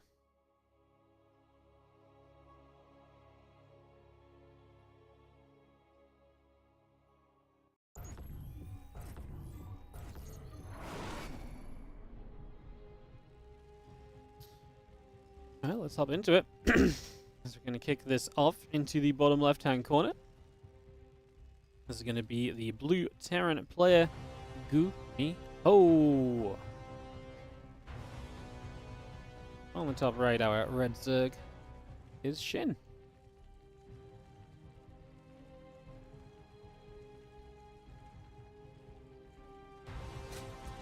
Love that Gumiho is our Home Story Cup champ again. Both these players will partake in the Warditv Christmas Day games, December 25th. Shin faces Max Pax. Gumiho opens the show against Hero as well. It's going to be a lot of fun. Look forward to it. Hopefully you guys are very excited for some Starcraft 2 in that regard. 25th of December, going to be some amazing matches. Also going to be featuring Clem, Solar, and Beyond and Dark. Some great matches coming up on Christmas Day, so we'll see you guys here for that. There's 2 barracks to start up on the side of Gumiho, so we are just going to be getting that going right from right off the bat. at the very least.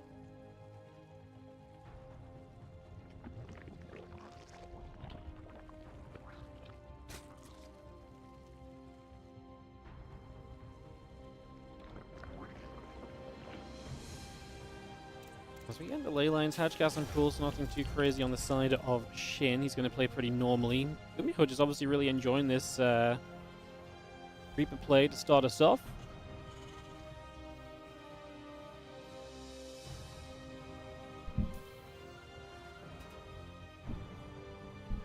Christmas Starcraft, amazing. Hell yeah. No, it's going to be a lot of fun. It's going to be a lot of fun. Just to remind you guys, the way it works is that we pre-record those matches, so the matches actually got played yesterday. I'm going to cast them over the next few days, and then and then when it goes live on Christmas Day, it's a pre-recorded stream. So I'll come in and intro us live, and I basically put a video on. The video plays for 7 hours. It will feel exactly like a live stream. I'll be there chatting. Obviously, I'll not interact with chat, but I'll be there casting between the games. We'll talk a bit about the games. We'll take breaks. It's going to be like a normal stream, but it will actually be a video because I have family commitments to get to on Christmas Day. Who would have thought? So yeah. Back in the day, we used to stream on Christmas, no worries, but nowadays the family's a bit larger and we've got more people to spend time with, so we keep the tradition of streaming on Christmas just in a bit of a different manner.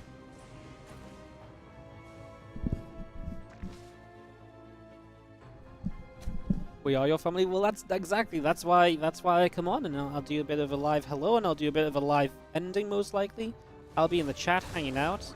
I just got, it's just difficult to sit down with just you guys for specifically, 7 hours or so of StarCraft 2. That's all, guys. It's not that I don't love you. It's just, 7 hours is a lot of time to invest in you guys, all in one day. You didn't get your Christmas card yet? Really? No way. That's funny, because I didn't get mine off of you either. Must be the Twitch post going on strike. Bane's going to finish, obviously, against these Reapers. Sometimes you can Bane bust to try and just take advantage of the fact that your opponent's building a bunch of Reapers and not much else early on. So maybe that is something of the possibility here. Maybe that is part of what we're going to do. As yo, Screaming Waffles, thank you so much for the 16-month resub on the Prime. Welcome back, and thank you for supporting the stream. Much appreciated.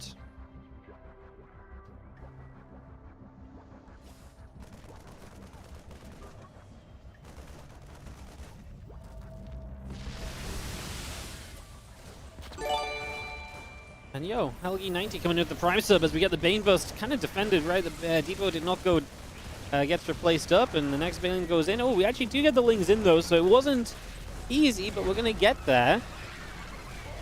It wasn't easy, but we're kind of going to get there. Okay. Okay. It's going to be good for Gumiho, though, who just defends this. Yeah, it took a little bit too long for Shin to really get that operational, I guess. And Gumiho wins a 4.5-minute game. On ley lines, really has not been Shin's day lately. Shin has really not been having the best of times.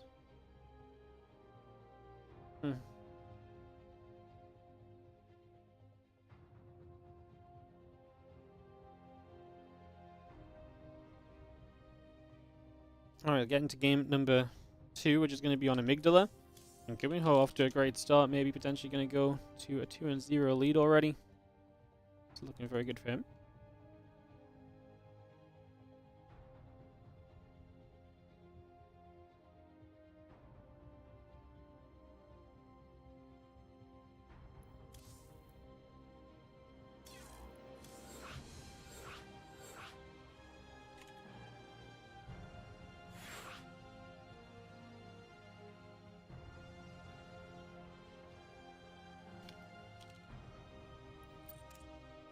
Alright, get everyone into our lobby, we'll get this ready to go.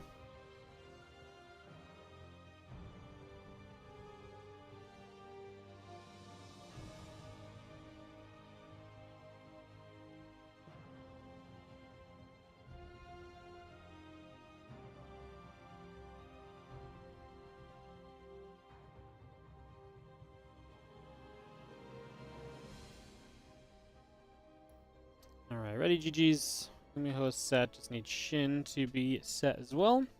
We'll be able to start this off.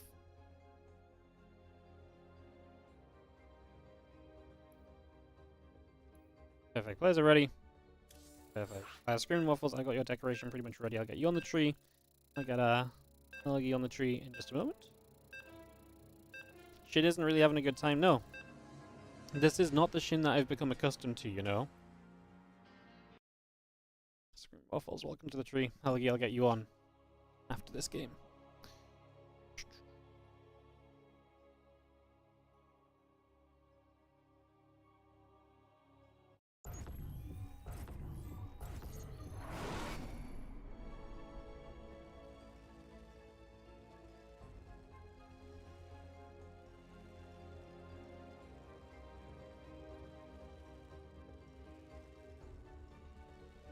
Alright.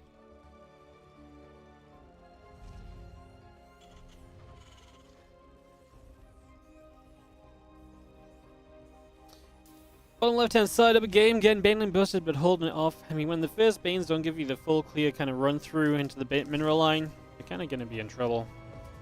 That's kind of what happened there. As we get into game number 2 now. Get this one ready to roll with Gumiho in the bottom left. Up 1-0.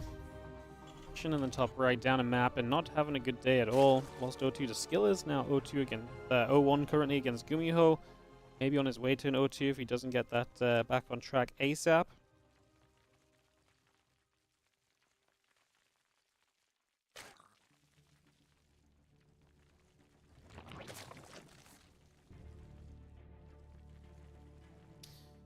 Yeah, not quite the day you're looking for, right? Love being part of the Warditv? Hell yeah.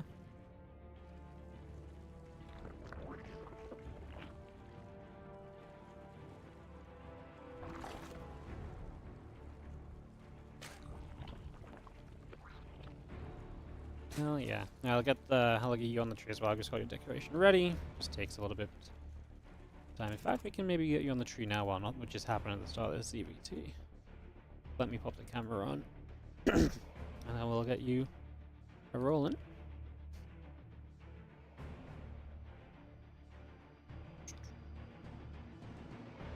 Thank you so much for supporting and subbing. Appreciate it. Empty branches, empty branches. Oh. Beautiful. Welcome to the tree. Alright, back to the Starcraft. Is, like I say, not much happening. In fact, not even a double Rax Reaper from Gumiho, so not gonna mess around with that. As our queen comes up, just gonna get our link speed coming through. Overlord on the way in. That factory about to finish as well. So again, that factory completed. Starport will begin next to it. Get that underway right from the start.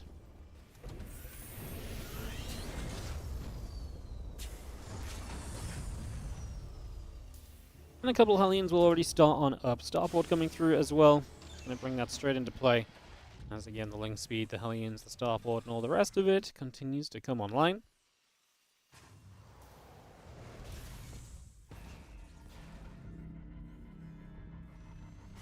Hellions just gonna pop. And that Starport coming through.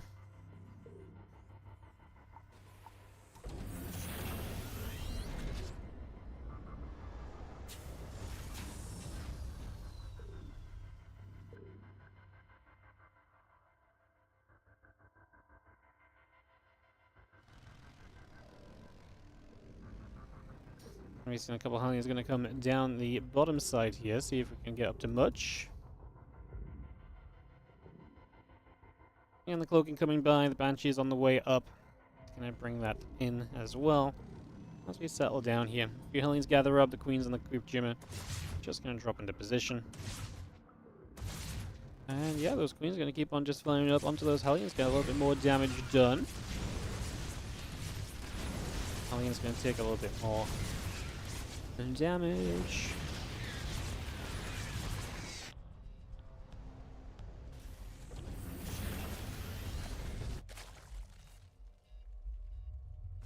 Five drones go down, so already Shin off to a little bit of a rough start. It's going to be having our smoke roller coming through, maybe a couple, some drones on the way in as well.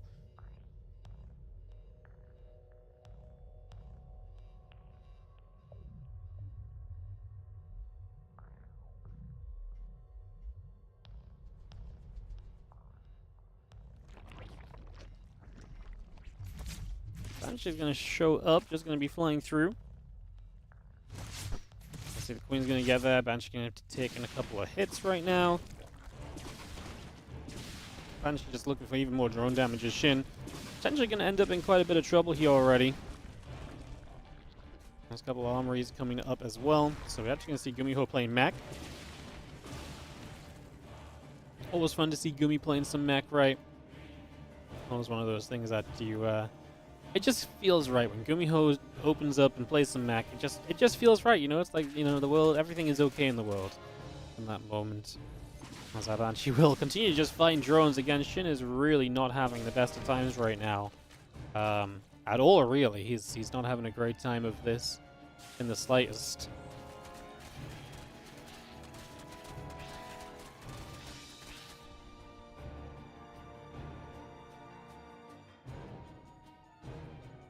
Banshee moves over, 7 drones killed. Again, this damage just adds up, and Shin is maintaining a worker lead, but the amount of investment he's having to put in to maintain the worker lead is not exactly pretty.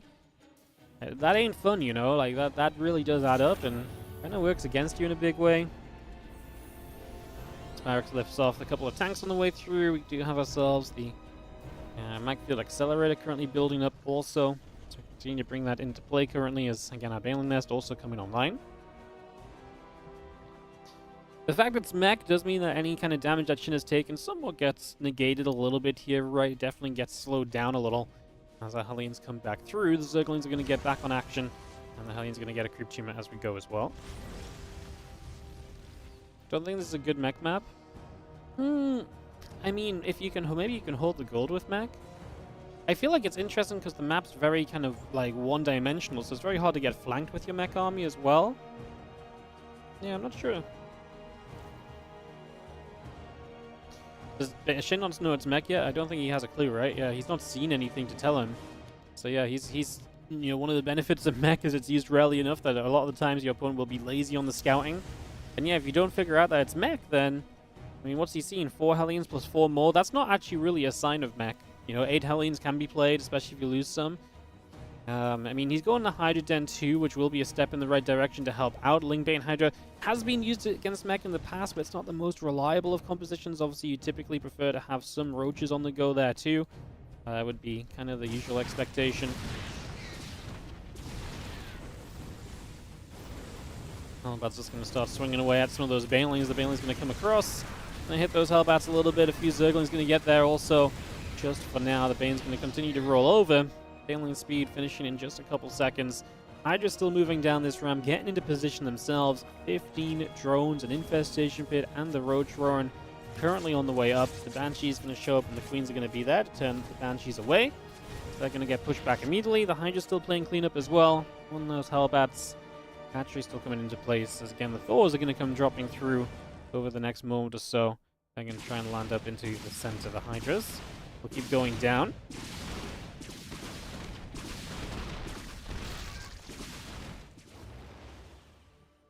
Thor's still moving, just going to be seeing the scan coming in. The Lings are going to be there. The drone's moving about. Just going to be seeing the Queens. Just going to hit the Medivacs a little bit also. Medivacs do get out all the way to the right-hand side. 2 more Medivacs on the way in. Hellions and Siege Tanks being added on. The Queens will be there and putting in some hurt themselves. Pre-igniter plus 2 vehicle weapons and vehicle plating coming through. Our factory's still building. And again, just going to be having some of these means that some work in.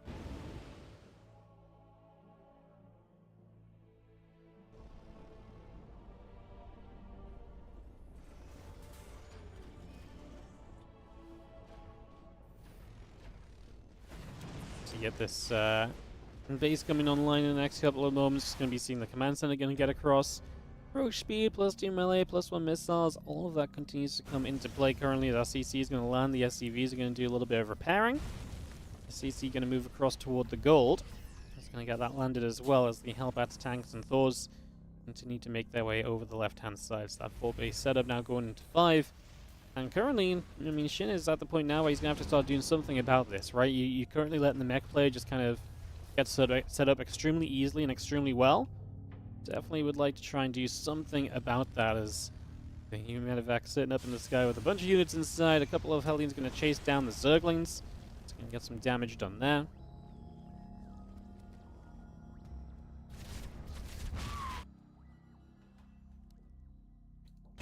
Coming over. The Hydra's going to get turned around once more as Hellbat's going to drop on top, and that is a lot of Hydralisk taking, honestly, quite a lot of damage. So a lot of damage being done there.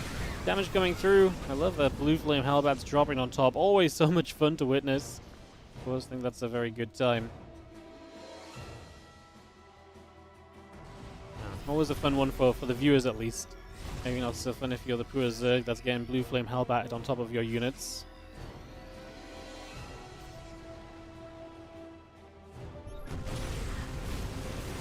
Tanks, those Hellbats continue to push up onto some creep spread. Shin's already launching a counterattack around the left side. He knows he can't just let this kind of go carefree out and about, and, you know, it can go do its own thing. As the Hellion's going to blast the Zerglings back the other way.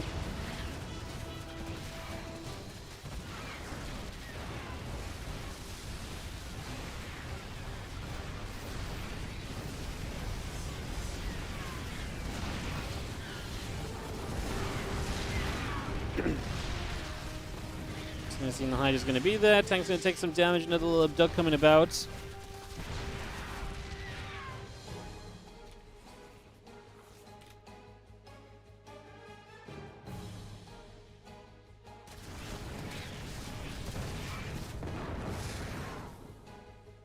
going to be seeing the units continuing through. We lose 10 drones. I mean, that's kind of what is going to happen with mech. They're able to dive the Hellions through and so on. It's going to be seeing the Hellions coming about, hitting the rocks a little. The orbital's still just going to be sitting there. And it's going to be seeing a Viper coming through.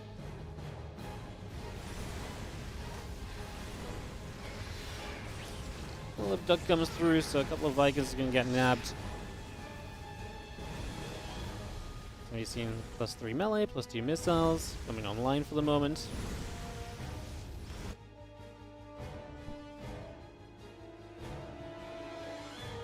Couple of BCs building on through as well. Gumiho trying to win our hearts here. Apparently, he heard that we hadn't had the most fun matches today, being a little one-sided. He was like, you know what? Let's make some battle cruises. If nothing else, we'll have a game to talk about at the end of all this. And that's definitely the way that we're currently headed with BCs. It's never going to be a boring time. As the Hellions continue to press up, the Cyclones on the ground as well continue to press through. It's going to be seen at +3 melee, +2 missiles, 9 corruptors, and 4 spine crawlers. Continue to come into play right here.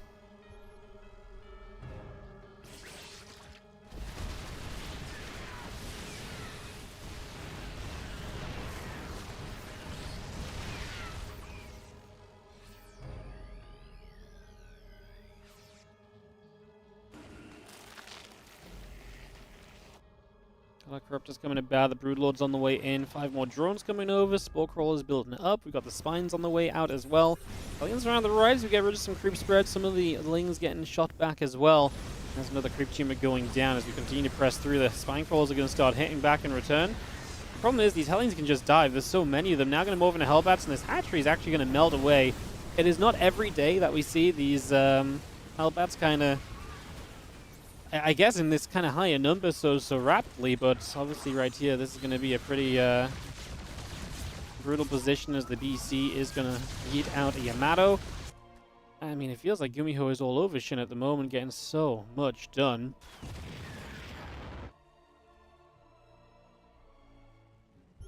Kind of a wild situation. Broodlord's going to drop down. A bunch of those SCVs will get to take some shots. The tanks are going to take damage as well.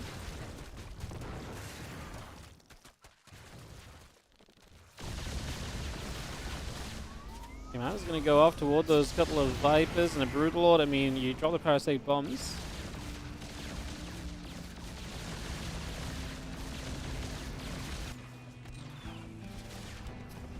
See the Corruptors setting up as well. Going to see that. Actually going to come through, going to be able to get rid of one BC at the very least here.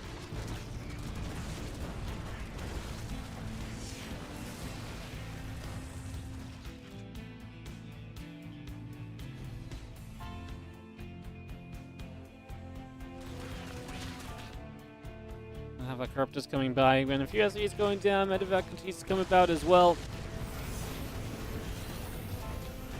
Broodlords continue to drop down. The siege tank's taking a fair bit of damage, honestly.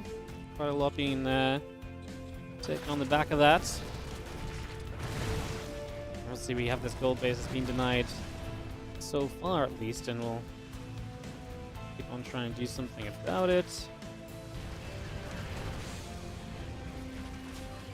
I'm just gonna fire orbital command, taking some shots.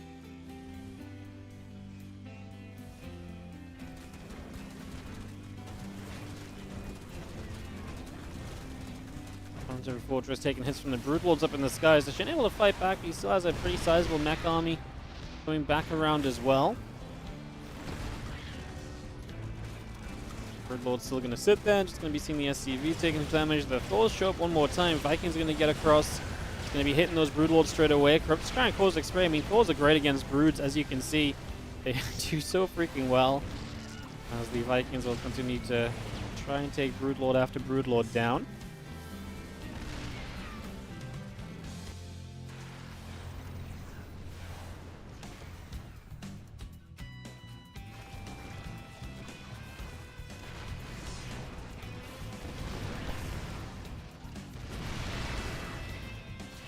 Tanks obviously getting into very annoying positions. Shin's also losing bases.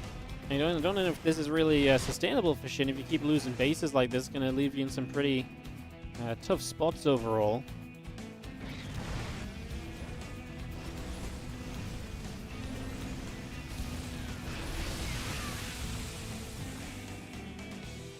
Just coming back over, a few more drones going down, so that's 18 workers killed. Shin does not have money forever. His army is fairly impressive in size, but that's about it.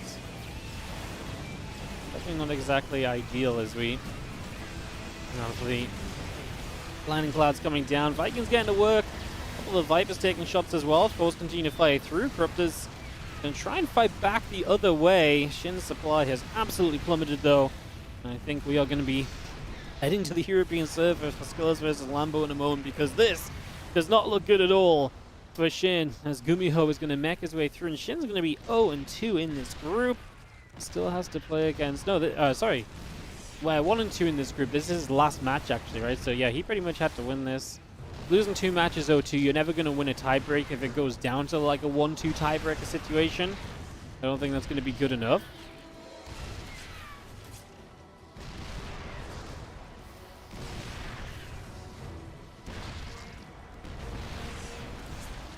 Archer's just going to step up. Ravager's going to be there. Siege Tank's going to get knocked away. But I mean, Gumiho obviously has so much more behind this. He's in an extremely comfortable position right now. Things are looking very good for him. I don't really have much else to say, guys, as our tanks push up. The Queen going to go down. A couple of Ravagers there, likely going to fall as well, so they will get grabbed as we go.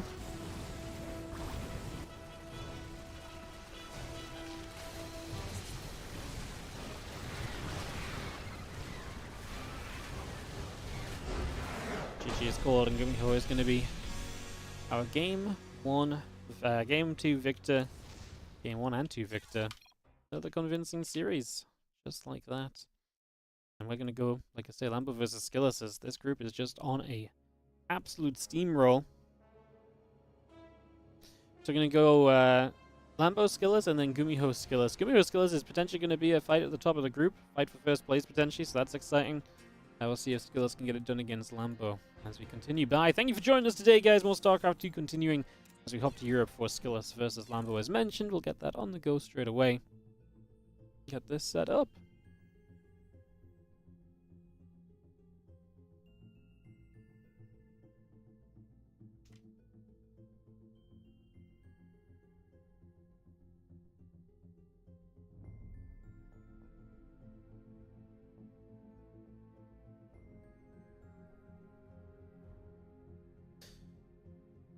Alright, we are waiting for the guys to veto Lambo and Skillous.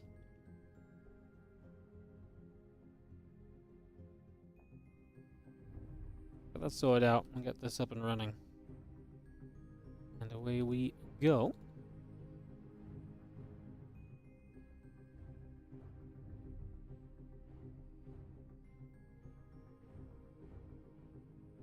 Perfecto. Alright, so Skillous is high, just waiting for the Lambo to start our vetoes off. Get into this final steps of Group D.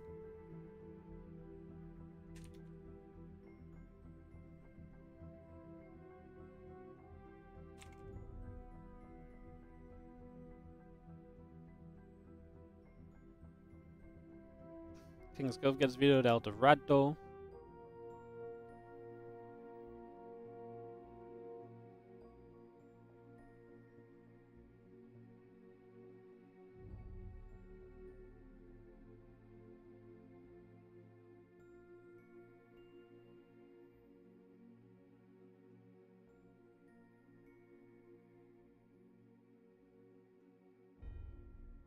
Kings Cove, Eldorado, Frostline, and Whispers. We'll have a map pick in a moment. Get this started up. How you guys doing over on the YouTube chat as well? Good to see you all. Thank you for tuning in on the YouTube. We just had 370 people watching on YouTube, which is really nice. It's really great to see the consistency of YouTube viewership lately. I mean, we're almost always hitting like 300 plus viewers on YouTube. Really just kind of amazing to see. So thank you so much if you're part of that YouTube viewership that keeps showing up seemingly every single day. You guys rock. Thank you so much. Thank you so much.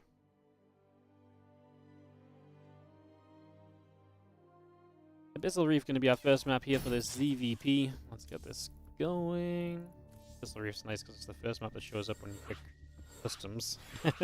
Don't have to go searching for it all. You can just click create straight away. Kind of cute.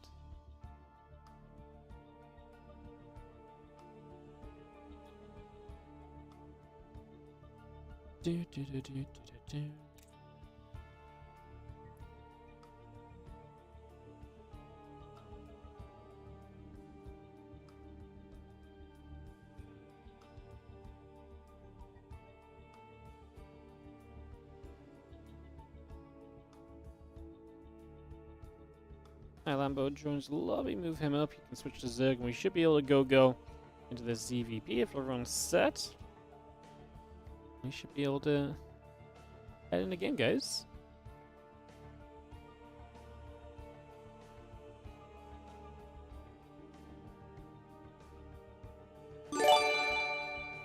Vara91, 5-year baby. Merry Christmas, everybody. Thank you so much, Vara. Hope you're doing great. Everyone's ready. Let's kick this off. I will get you on the tree after this game, Vara, because I don't think I can tie the decoration in time, to be honest. Completely frank with you, but I'll try to tie this up before... Actually, you know what? We should be okay. Oh my god, professional. This was one of the best ties I've done. Under pressure, apparently, is what I need. Vara91, thank you so much. Welcome to the tree. Another beautiful spot toward the top. It feels really empty towards the top on stream, so maybe we need to fill it up a little bit. Oh my god. I tied it so quickly and I can't actually get it on the tree. Jeez. Ay, ay, ay.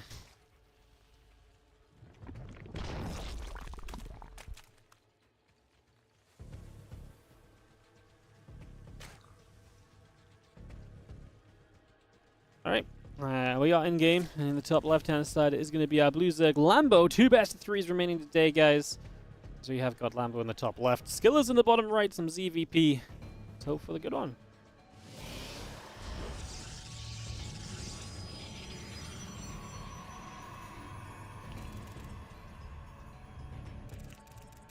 Really thinking that we can have a good match here.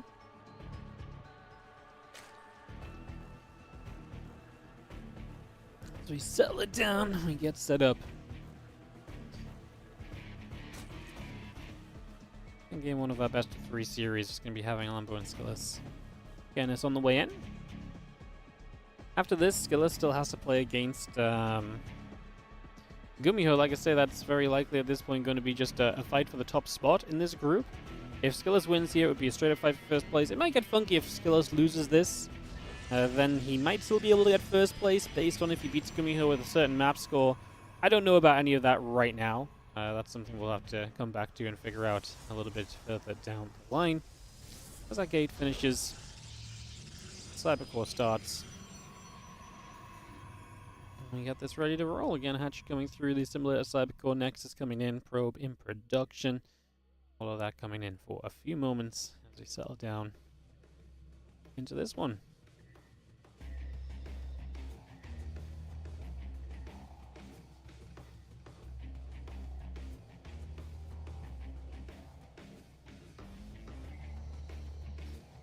about. Drone gonna get nibbled at a little bit. Drone gonna go the other way as well.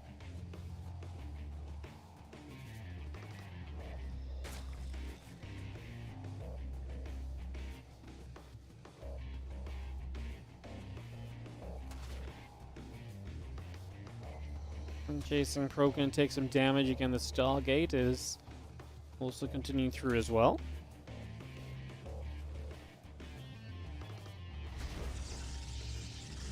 Drone is just gonna nibble. Pylon taking some shots. Nothing too crazy there for the moment.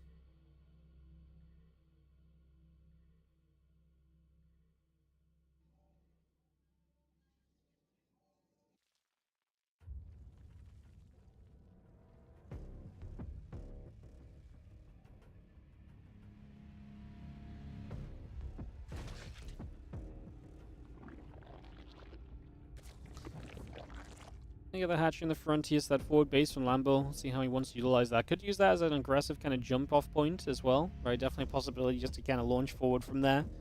If he wants to be aggressive, bring the fight towards his opponent a little bit, definitely could be an option.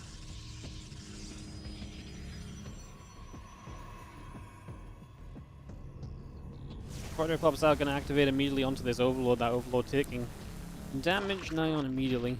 It's not going to get very far forward. The benefit of going for the Overlord straight away is pretty much exactly that. Sorry, the Void Ray straight away is exactly that. You can kill off the Overlord and deny information pretty much immediately, so that's really nice. We're able to do exactly that early on.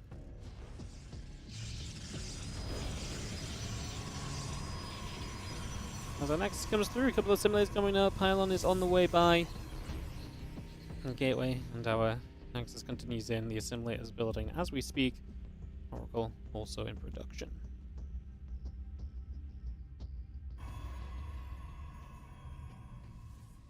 Fleet beacon coming up over on the main base. Just gonna be seeing our Nexus Chrono boosting along. Nexus gets taken onto the third, and we just have our Stars to Forge and a few probies all continuing up also. Hope that continues to come about as, again, the Baneling Nest, the Lair, the additional drones continue to come through.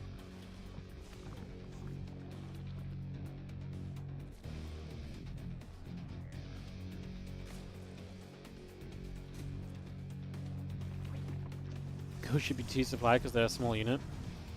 Yeah, but it takes up a lot of supply to install the EMPs and their snipes. You know, it takes up a lot of supply providing the bullets and the technology for that, so that makes sense. Like, each and every Ghost has to be like a Marine just has to pick up a gun. A Ghost has to have like an EMP device, a cloaking device, a sniping sniper. You know, it ain't easy. Because you know they're specialists as well, so they expect to be treated well, so they take more supply too. Look at that Tempest on the way as well. So just the one Tempest of one Stargate is so weird. People have been kind of experimenting with this kind of stuff lately, I feel like. Pretty interesting. Kind of see that sort of stuff develop, especially because the new mothership is kind of good to build. So if you get the Fleet Beacon early, you have access to that kind of better than before mothership earlier in the game than what you ever used to have. Definitely pretty interesting. As the Tempest heads towards the top. Blink, Chrono boosting, Gateway is producing. All of that coming through. As the Void Ray will activate on the Overseer.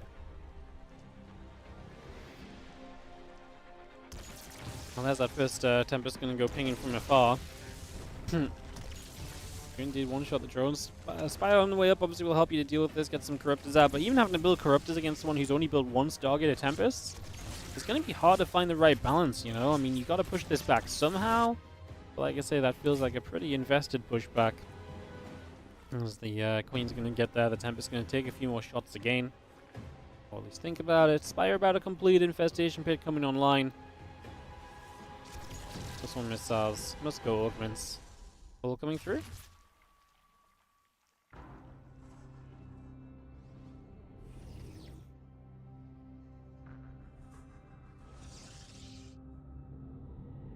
Things move over. Tempest is actually kind of low, so he gets out of there just about alive. Obviously, get our Corruptors up, and should be good to go.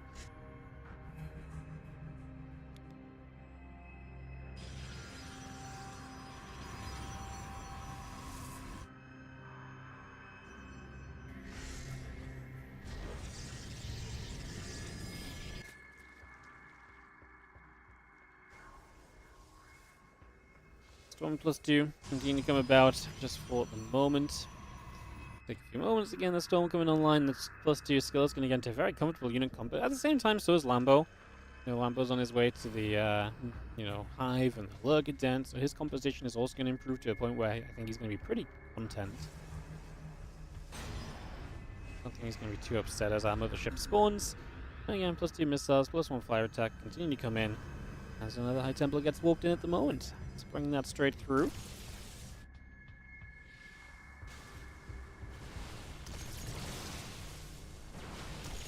And go and knock our way through the rocks, open up that space.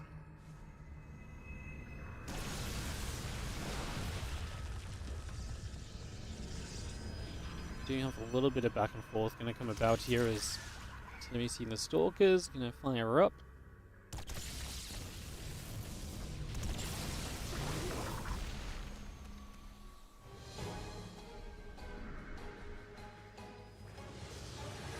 Going to be seeing a couple more Stalkers then getting warped in there, going to come straight through. It's going to be having the army in general now looking good. Like I say, you've got this mothership from earlier.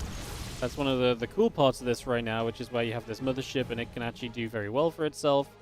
It's actually genuinely worth building in this day and age, which is not something we used to say or think of in the past.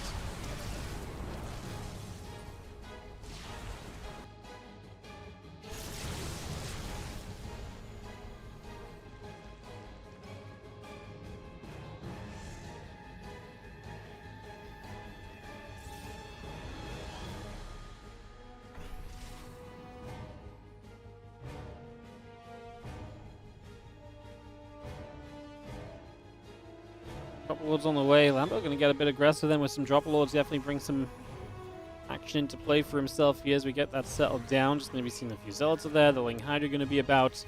Help out as well. Push back the other direction.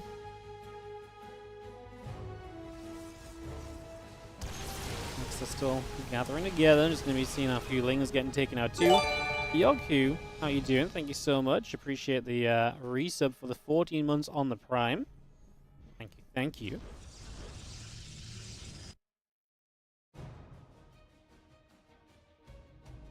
I'll get you on the tree after this game, and that's going to be a new pack of decorations required. Beautiful. Here's the Dropper Lords, kind of escorted in by the Corruptors. Going to get right in the back here, makes it very difficult to kind of fight through as the Protoss player, because you've got to fight through your own base essentially to be able to get there. Stalkers trying to blink on forward. We do have the again +2 flyer attack coming in as well. Cloaks up. I mean, now we're going to take the chance to hit elsewhere at the same time. So Lambo trying to be the one to take the pace of this game. Those Corruptors taking a ton of damage. The Storm's actually hitting a lot of Zealot Stalker, but man, the Corruptors all die and the Mothership lives. There's a lot of supply gone for Lambo. At the same time, I'm kind of feeling like he's not as bothered about that supply as it might seem, because I don't know if he was in desperate need of... like I said, I don't know if he was in super desperate need of that at all. Gonna be seeing a Lurker's bow up right there. The space will go down. Yeah, I mean, like I say, the Corruptors were kind of for helping out earlier. I mean, a shame not to get rid of the Mothership, but like I say, it's kind of funny because I do feel like the Storms kind of hurt you on that one. I feel like storming hurt more than it helped, which is... yeah. I mean, it got rid of the Corruptors, but that frees up supply for Lambo, so maybe that really ain't such a bad thing. Like, I don't know, it's like I say, a little bit of a weird scenario. As do you have our +3 and +1 continue to come through. It's going to see the Stasis going to get caught up, Ling's going to get caught again. And the Mothership and the Tempests are all firing away. That's another nice time wolf coming through as our Lurkers do get pushed back altogether. And for the moment at least, Skillous will push Lambo away. Lambo got into a good position, but you know, putting the finishing touches to this in a PvZ as CVP is not exactly easily done a lot of the time. That Overseer still taking a couple of shots. The Zealot, the +3 and the +1 coming about as well. 10 more Corruptors producing for the moment.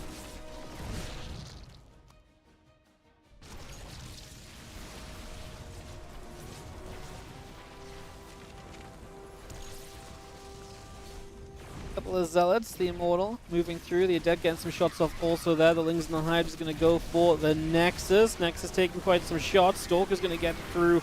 They're going to go the other way. Those Hydras get surrounded. That's going to be a cleanup. Skillous at 190 supply against Lambo's 170. Another storm coming by. Hydras and Overseers taking damage. The Corruptors come up as well. 52 Zerglings currently in production, by the way. That, my friends, I'm going to say it, is a lot of lings. That is indeed a lot of lings. So, Lambo on the big rebuild here, getting set back up, getting back on track.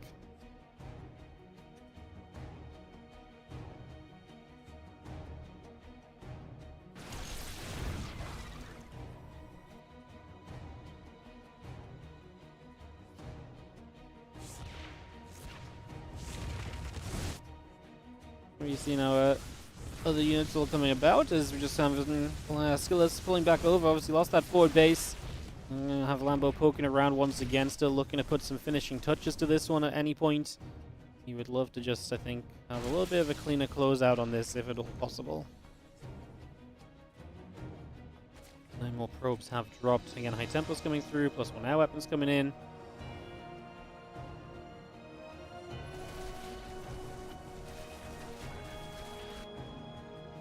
This worker still just settling as we really have got a bit of a longer game finally on the way here.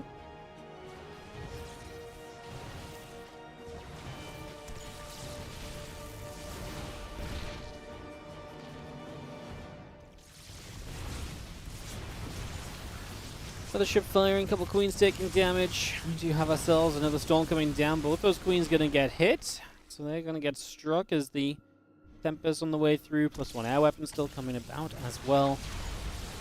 Continue to try and fight for a little bit. The mothership flinging down. The time warp can obviously get a few units stuck as well. Something else that we keep eyes on.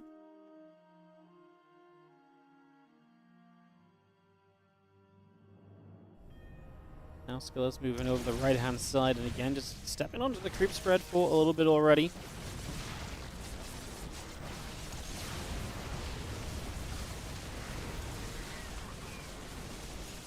Nitro's lurkers continue to move around a little. Couple corruptor shots going to come about as well, so we go back and forth.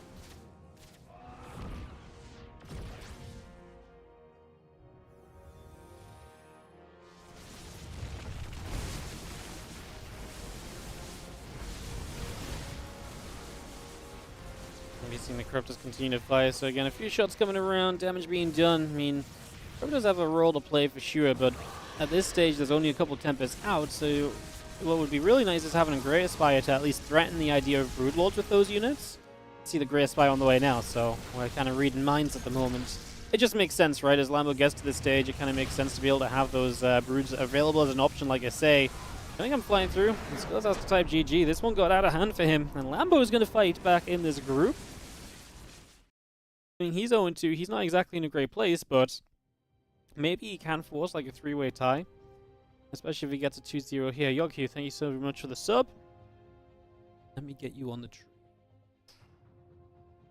Yeah, actually kind of interesting. What happens if Lambo beats Skillous? I guess a 3-way tie is on the cards. Lambo could be 1-2, Skillous would be 1-1. Yeah, no, there could be a 3-way tie. In fact, we've not been to a game 3 yet. It's very possible that Shin, Lambo, and Skillous could all end up as a 3-way tiebreaker situation, which would be kind of nutty. That would require the next Skillous to lose this. Basically, Skillous loses this map and then loses 0-2 to Gumiho as well. So yeah, it is absolutely possible. Never say never, guys. Never say never. I guess we can draw the playoff bracket at the end of the day, too. Yun, thank you so much for the 24-month resub on the Prime. Let me find out what our next decorations are. Oh my god, we're running out again. Oh my god! These ones are great.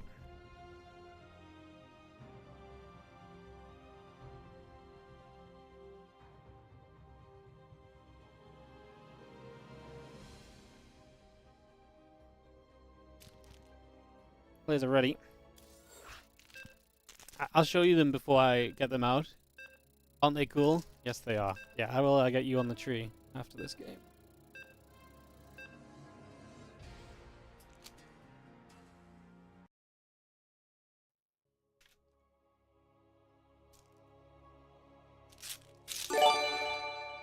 Yo, Dakota. Thank you so much for the 5-month resub on the Prime. Appreciate it.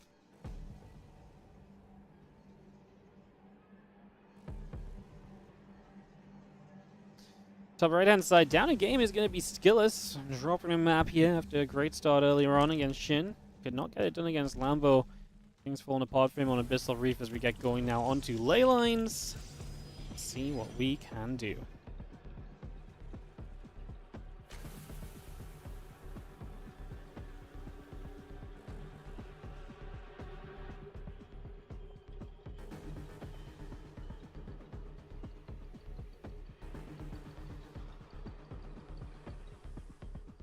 Overlord goes moving over. Let's just have our gateway and our probe continue to produce on in for a couple of moments so we get that on the go as well. Getting all of this settled down.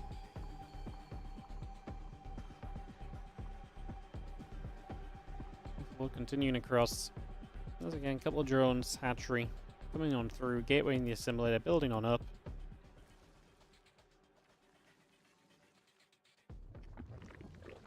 For the moment.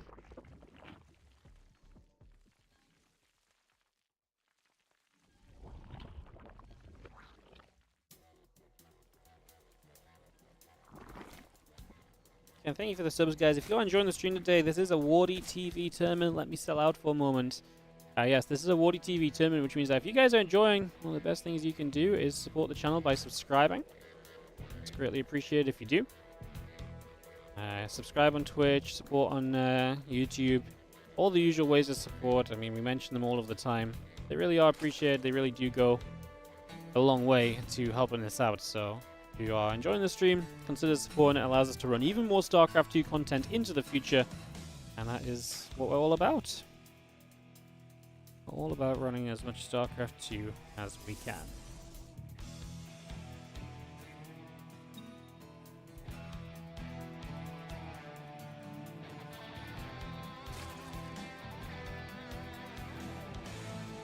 Couple wings is going to chase up that probe, getting chased about a little bit. Let me throw the webcam on and get a couple of you guys on the tree, shall we?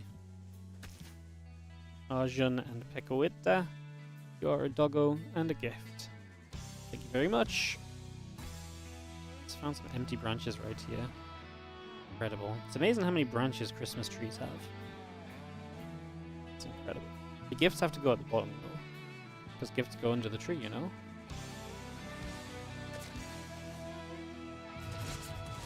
Put that one down there. Adep gonna come shading about for a little bit as we settle down.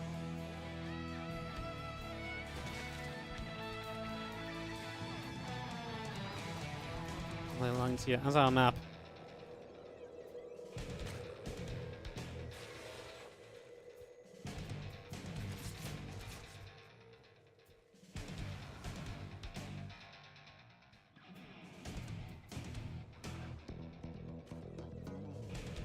Step gonna come over, Lynn gonna move about, probe's getting chased.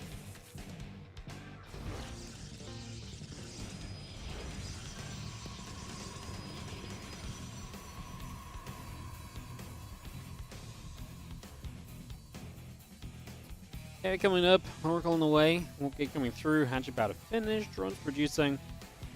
Oracle heads back down to the bottom side of the map for a moment. I'm just going to wrap, the Adept's going to shade, the Oracle going to get back up there and go after the Zerglings again.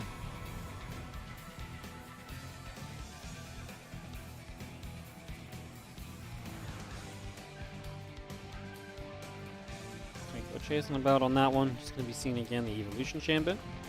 Coming up for the moment, continue to bring that online.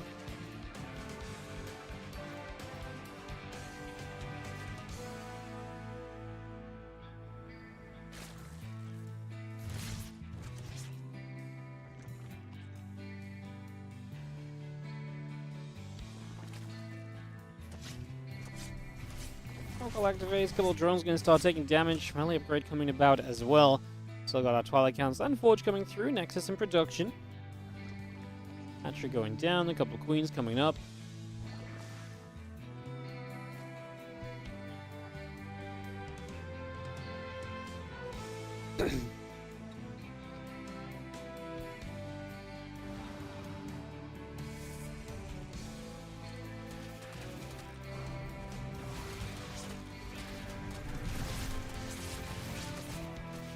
We see that Ling's gonna go through, probe going about.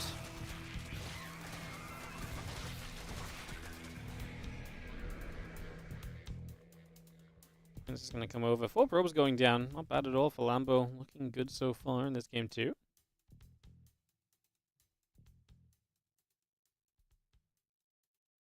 +1 attack, blink, a couple of gates and the probes continue to come through.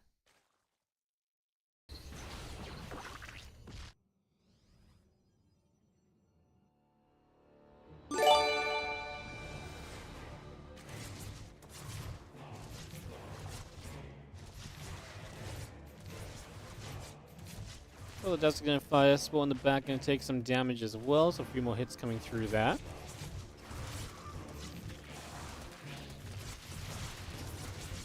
Depths will go down, Ling's gonna get caught up. You get cleaned out. Lex470, how you doing? Thank you so much for the 30-month resub on the Prime. Appreciate it. Thank you very much indeed.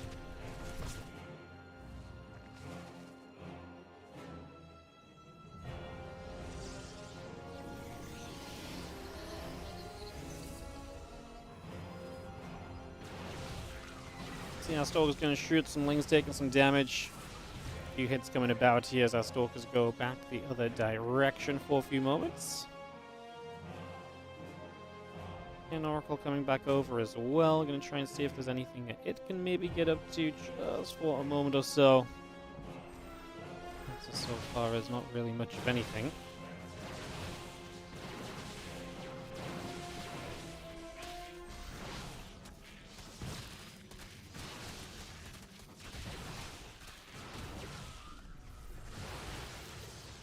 Things going about, Oracle gonna activate.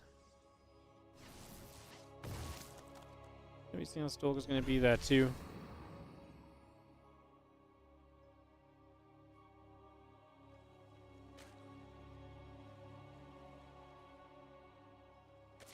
Link's continue to run about a little bit again. Hydra's coming up, +2 melee on the way out. The drones are producing. Got a Hive coming in as well, just getting started. Additional extractors. Really not far from finishing right now. Get all of this on the go. As yeah, our Stalker's just gonna go and move about a little bit themselves. The Oracle gonna activate onto that hatchery for a few moments also here.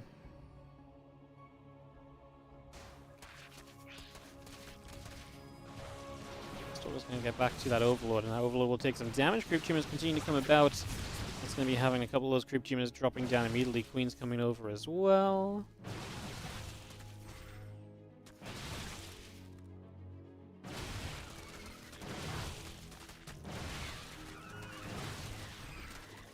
So just going to keep shooting. The Hydras are going to go in the other direction. I mean, obviously these Hydras are slow at the moment. That's going to be the slowest chase of all time. As Skillous will go pinging away.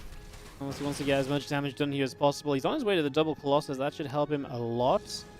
Be able to do a lot for him in all honesty as Lings continue to chase. This dog is going to be there taking damage as well. Lings and the Roach is just continuing through as a couple of extra Hydras will be on the way immediately. Sizing Spines and the Muscle Augments coming online.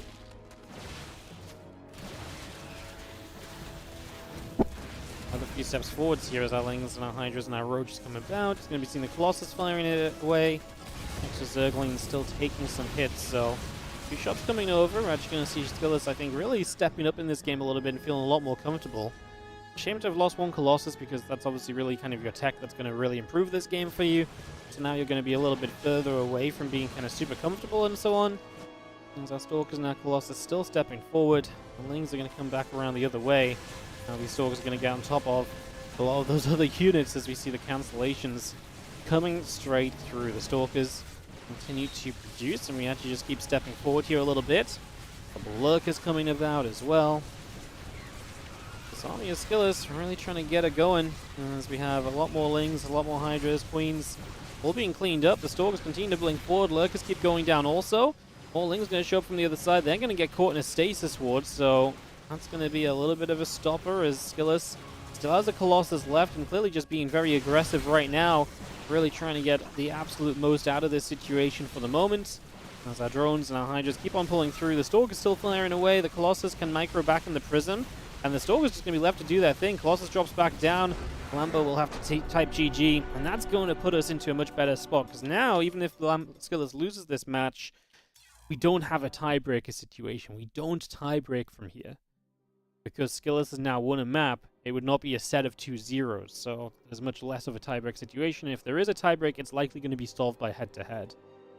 So yeah, I think Lambo had 2-0 and hope Gumiho 2-0 to force tiebreakers now. Probably not much he can really do.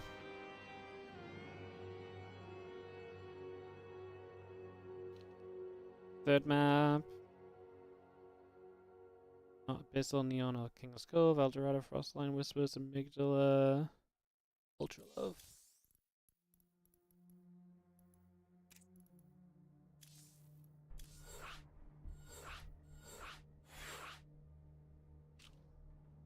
Guys, hosted up. Gonna go to game 3. Ultra Love to decide our series.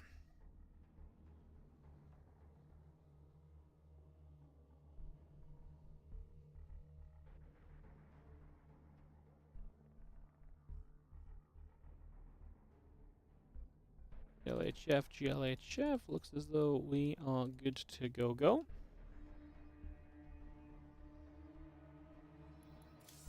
So let's do it. Lex470, thank you so much for the resub. Welcome to the tree. The beautiful little present. The present's gonna fill the bottom of the tree. Beautiful. Tree's looking really good, no?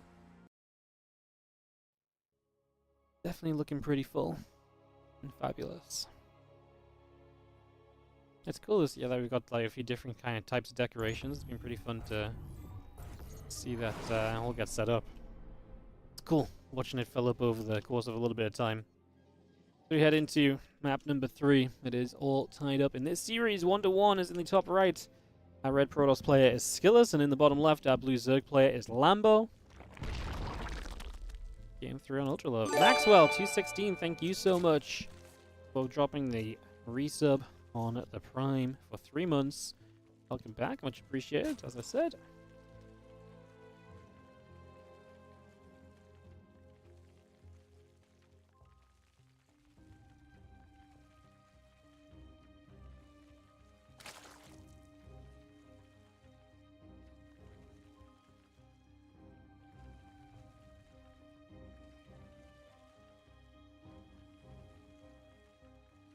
Drones mining away as we settle ourselves in here for a couple of moments.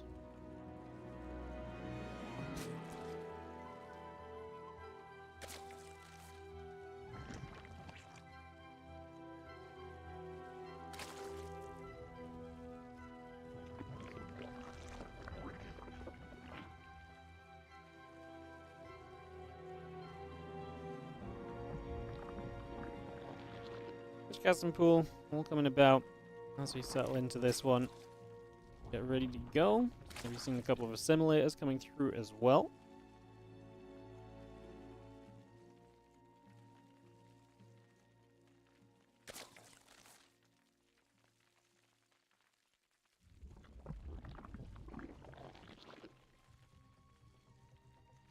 It'll take a couple moments.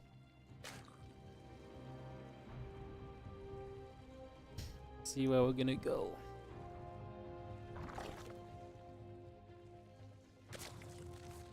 Don't mind me, just getting decorations for the tree ready. Nothing more important. 0 Zergs in the playoffs? Yeah, it does look like it, right? If Lambo just gets eliminated by losing that map. This is kind of a disaster tournament for the Zergs. Like a real disaster tournament for the Zergs. Couldn't have really gone worse, I don't think. Someone put a Zerg on the endangered species list. Ay, ay, ay.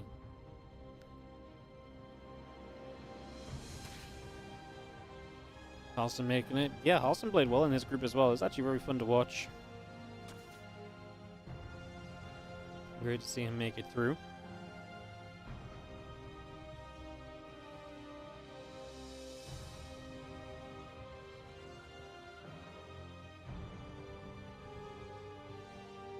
Still coming about. We'll get coming up.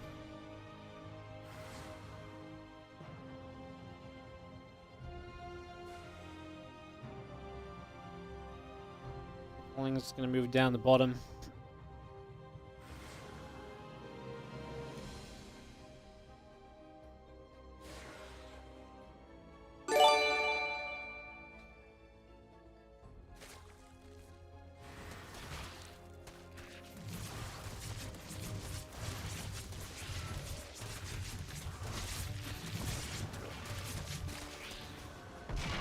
Gonna see a little bit of a cleanup. As yo, Captain Prawns, thank you so much for the 2-month resub on the Prime. Go Lambo. Hell yeah. Thanks so much for supporting. Thanks so much for tuning on the players. It was fun to see. Thanks so much for, yeah, using your Prime on the channel. If you're on Twitch, guys, use your Prime subs.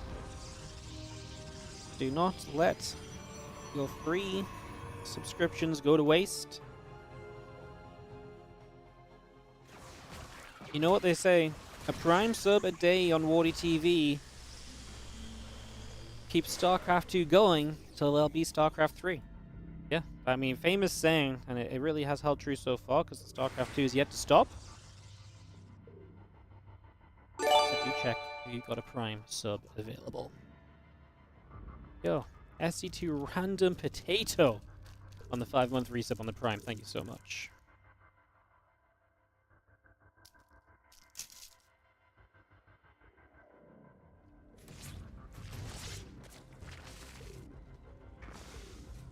Thank you, thank you, thank you.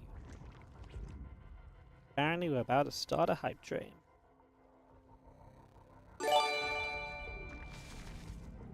Incredible stuff. Love to see it. Love to see it.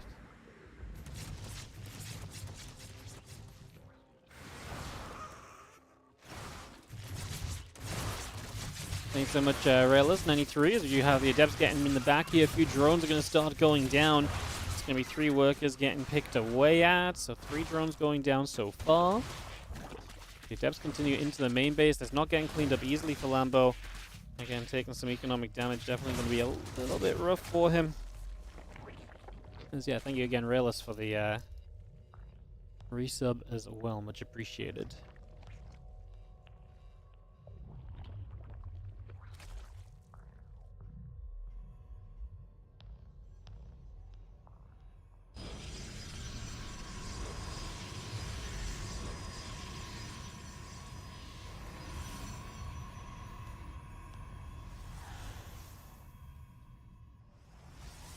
As it moves out, a couple of units moving around.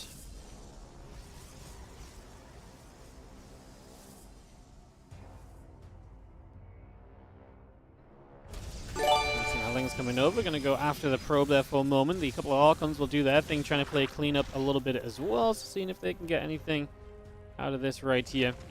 As yo, Bethilbus, thank you so much for gifting us about to Nexus Wars 2 lane. Thank you so much. Appreciate it.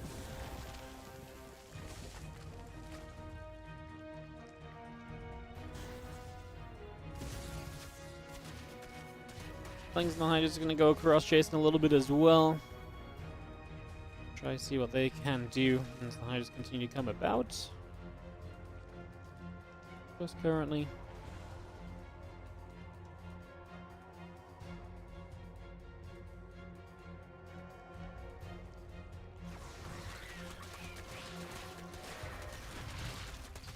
Zep's going to get caught by the Lings, so the few Hydras will help with that as well. It's just going to start getting that all cleaned up. When will the next replay pack be released? I'm working on it. Just TLDR, my IRL situation is that our puppy has a bad leg.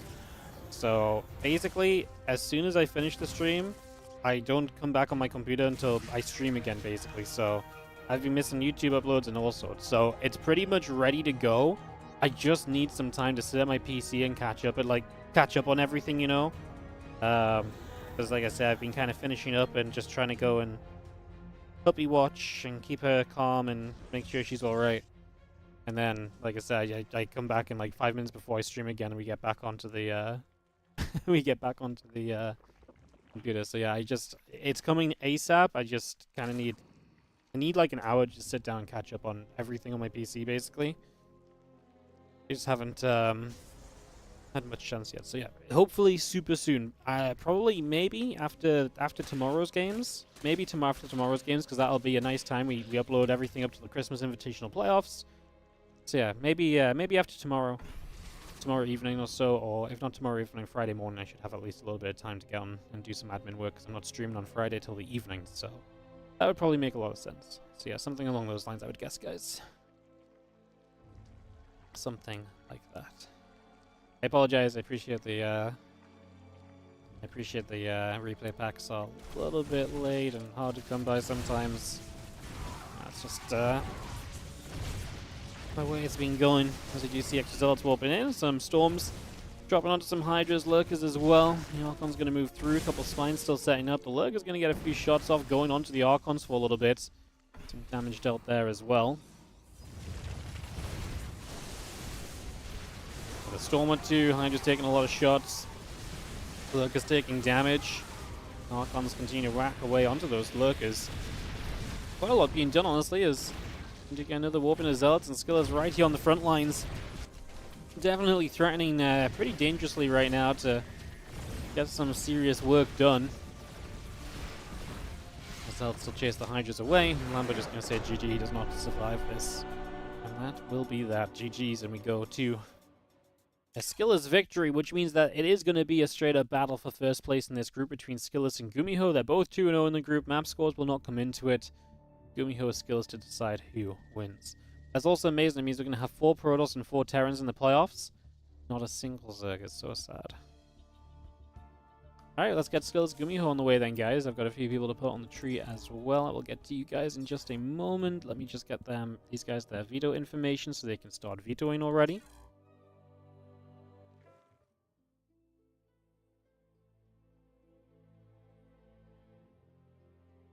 Alright, pop those up.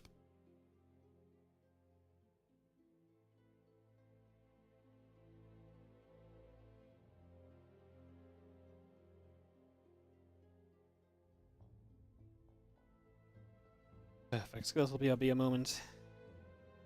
Keep dropping people. Welcome to Tree, ST Random Potato, Rayless93, Captain Bronze, and Maxwell. Welcome all of you guys. I'm going to take my headphones off and just go and put you guys over there, okay?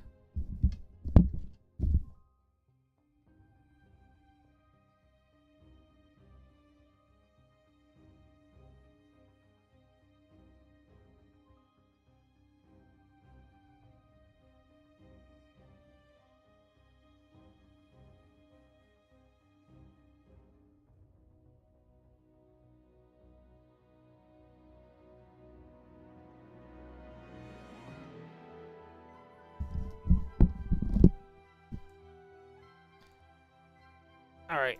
Thank you so much for the support, guys. Appreciate it. Thank you, thank you.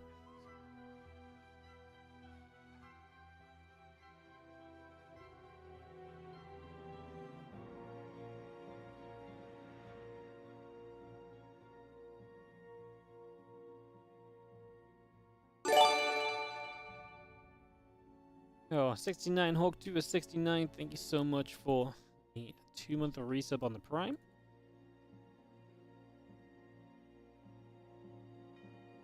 Welcome, getting you on the tree as well. Merry Christmas, everyone. To you as well, mate. Thank you so much.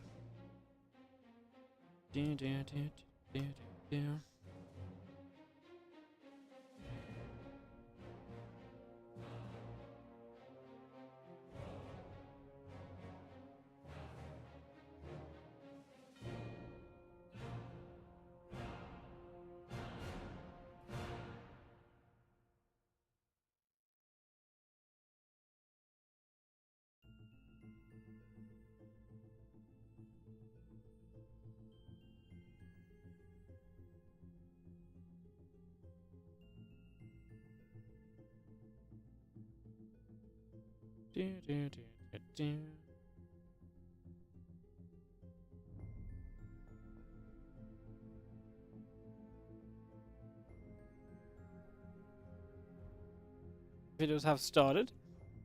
Thank you so much for the resub. Welcome to the tree. Those eggs and playoffs. Yep, that is a thing. It's happened.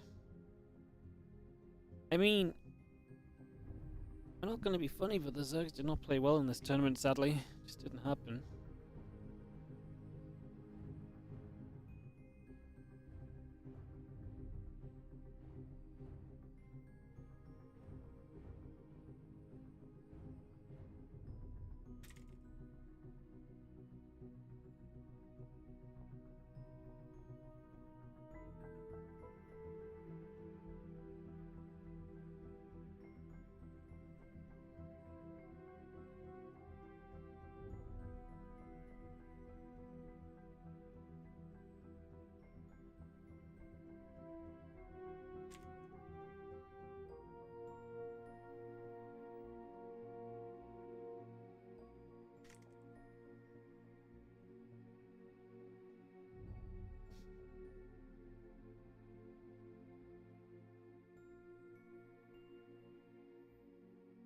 Alright, guys. The videos are coming through. El Dorado, Whispers of Gold, Neon Violet Square, Abyssal Reef, King's Cove, and Ultra Love all vetoed out. So all of those are gone. Leyline's going to be our opening map here. Central West Central, so Skillous starts with the server preference as well in his favor. It's gone.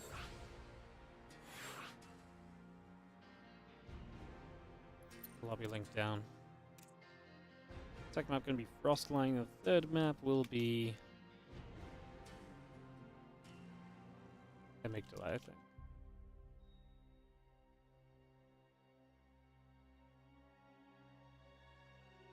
Beautiful.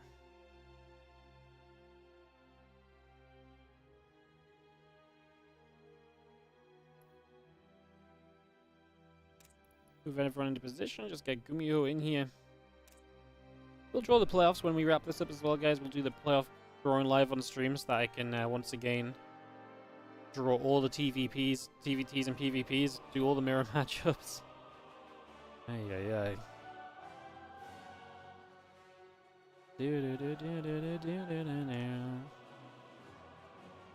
Custom and Skillous events over Soul and Shin are pretty big upsets. Yeah, Shin is just not playing as good as Starcraft as what he had been playing recently lately. I don't know what's happened to the guy. Fortunately, he's just he's genuinely dropping off a little bit, I feel like.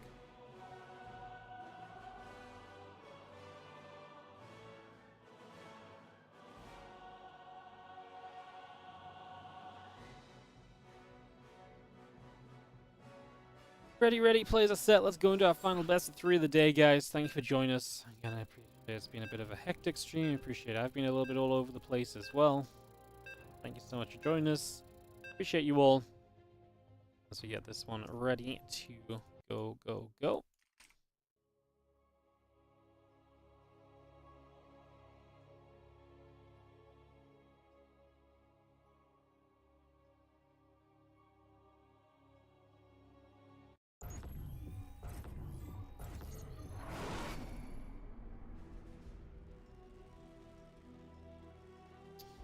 Let's go into Leylines for our third map. Sorry, our first map of our final series. God damn, honestly, my brain's just absolute mush today. Bottom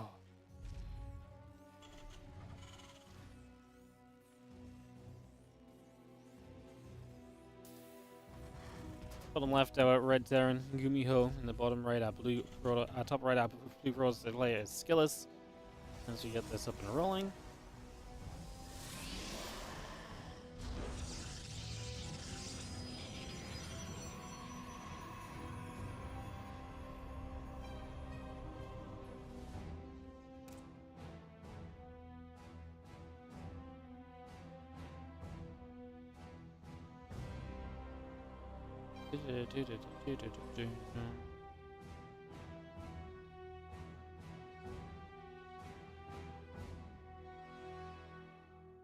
Probe heading down to the bottom left-hand side. Just gonna have a look to see what is going on over there. The gateway and the barracks coming up.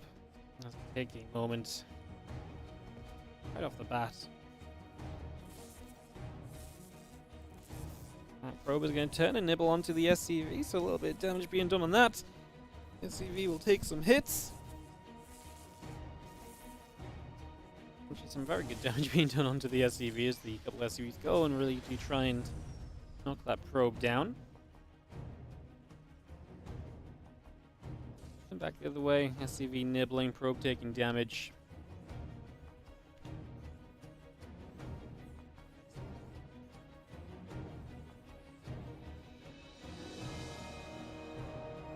Well, Cybercore's about to finish. The assimilator continues through.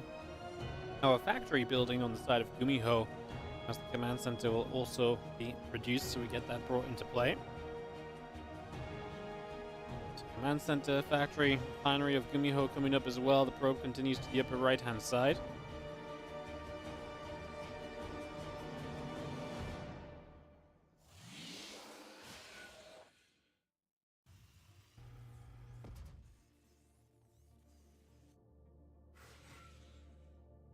Keeper moves up into the main base. Twilight Council will start. Factory and the reactor continuing through. Good grenade. Gonna hit the probes and blast a bunch of them around as Skillous pulls the workers trying to deal with this. Not exactly looking ideal just yet as we do get rid of one probe and looking for a second. Not a bad start at all for Gumiho. Gotta be fairly happy getting some damage like that done early.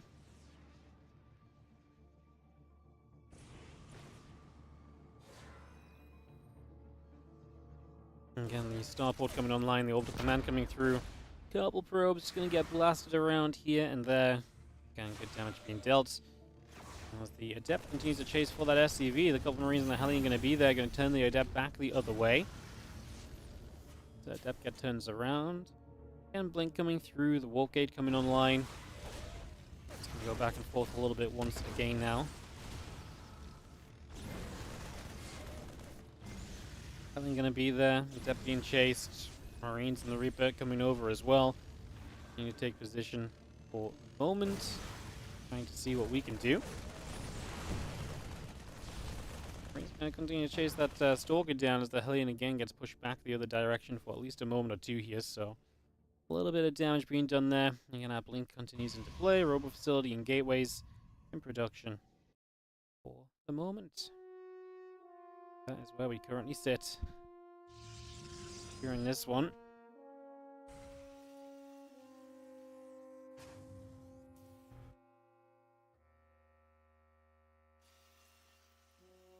Two more barracks and a bunker all being built on right now.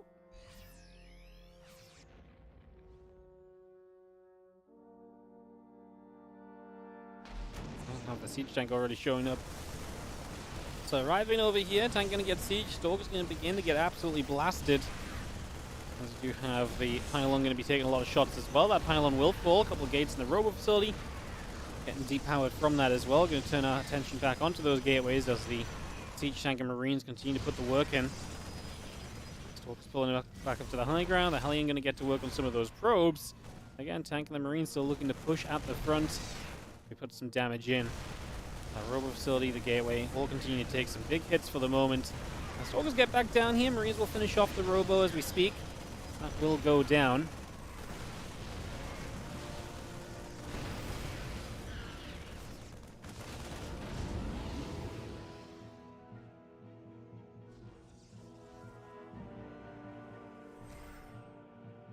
Marine's going to get chased out again. The Stalker coming over as well.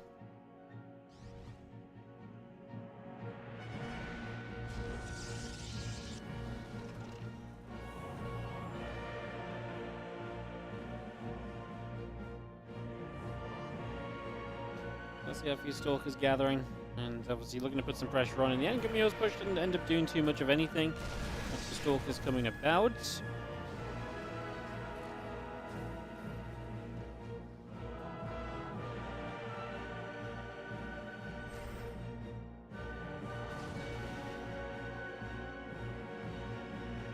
Back around the top. Trying to do more. We actually have the Stalkers getting caught here, just about getting away before trouble ensues. So, not end up too bad that scenario as we just have the, again, charge on the gates coming online, the Stalker coming up. Continue to get this going. As our Marines continue to push those Stalkers away, so damage continues to be done. And Gumiho just keeps on catching units. The Skillous is just bleeding out in this game. Almost no doubt about it. Just very slowly, things going wrong for him in this one.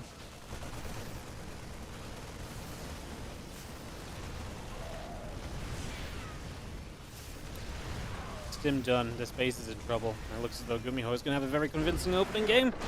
Gumiho 1, Skillous 0 to start off this best of 3. As Gumiho looking convincing coming to the other side of the map. So, getting across the map looking very good. Not really much to add to that, guys. That was... I feel like today's games has been kind of very... I don't know. We haven't really had a lot of bangers, have we? I feel like the best game we had was Gumiho building some battle cruisers, which was more just fun to see battle cruisers than anything else. I actually think Lambo Skillous was a pretty good series. I think that was probably the highlight overall in terms of like picking an overall match. That was very good. I think you could probably make a pretty good case for Lambo Skillous. It was very fun to watch.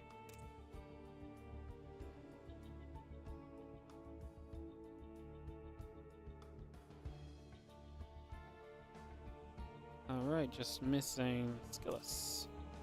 Players are an important addition to the lobby. When the players are here, you can actually get into those games much more easily. Ready says Skillous, GLHF. Ready says Gumiho, go go. So we're going to kick that straight off.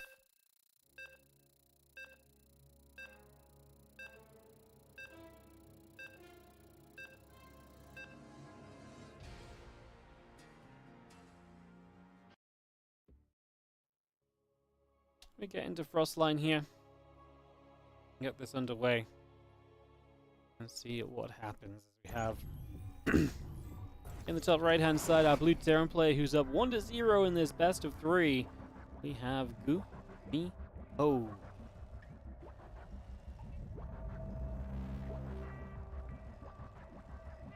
In the bottom left, our red Protoss is going to be Skillous from Team Liquid.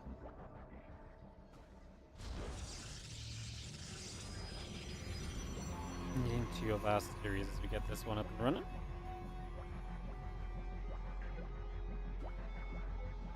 Here on Frostline.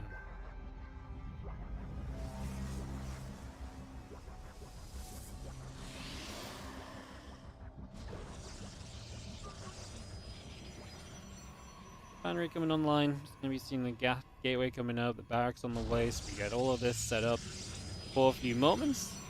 Corner boost coming about, CC coming online.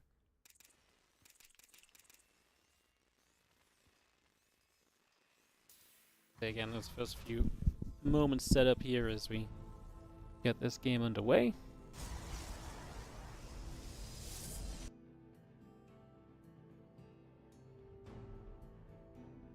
Max in the SCV coming online too, so we get that going, get that building up.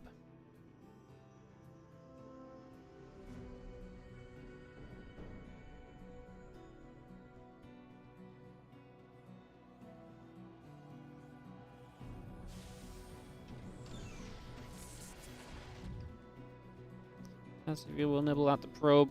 It's going to go fighting back a little bit. SCV chases the probe around. We do a couple of loop-de-loops. And Reaper on the way up. Orbital Command and Command Center building as well. Cybercore, Nexus, Assimilator, and Pylon. Continuing about as we speak.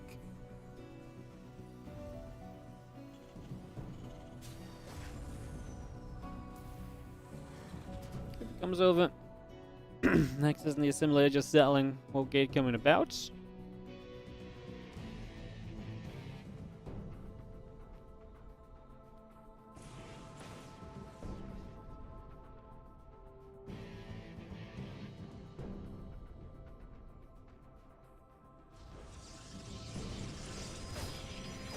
Here we're gonna shoot. Gate in the Cybercore will take some damage. Just gonna be seeing the Twilight Council coming back the other way.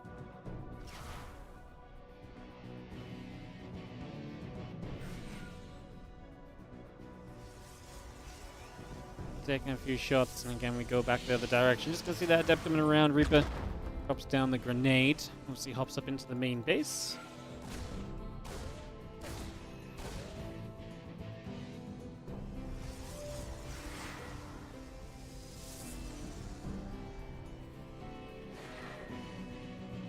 Adept still chasing. Again, the blink and the warp gate continue to come online. The gateway and the probes building up as well. It's going to be having an Adept coming over. Reaper fires another shot or so out at this one.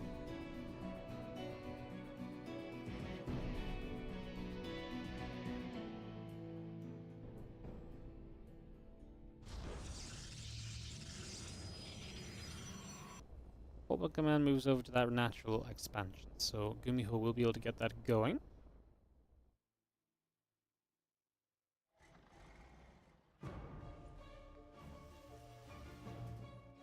How much better am I than chat in SC2?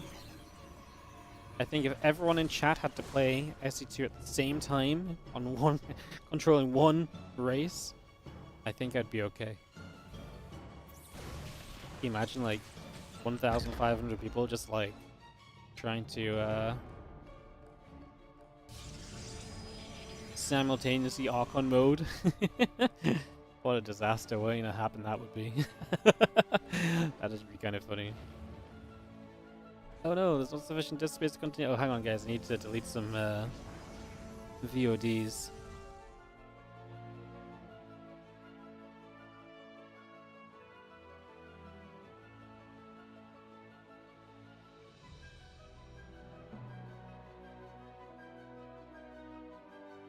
I ran out of hard drive space.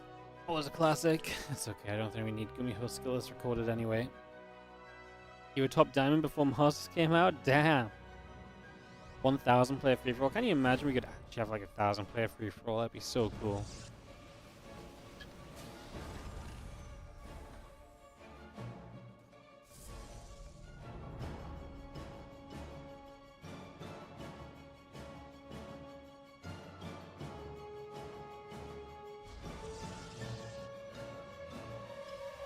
Next is coming about on Twilight. A couple barracks coming through. Engineering bay halfway done. Siege tank about to finish. Stim pack in production. We get all of this underway for now as our stalkers get ready to hop up into the main. So in they go for a couple of moments here.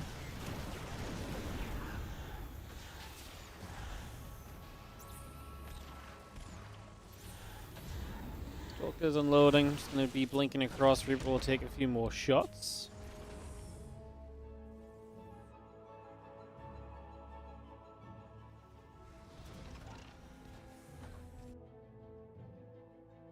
Back combat, both coming through, +1 attack on the way in. Again, just going to have our +1 attack upgrade on the forge, continue to come about for a little bit. All of this continuing through for the moment, so again, getting this up and rolling, getting this underways.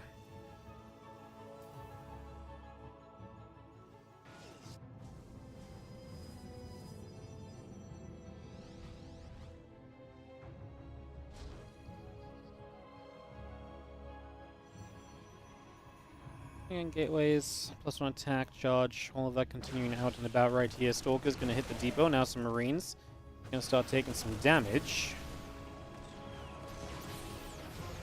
Cyclone's locking on and those Stalkers get chased backwards.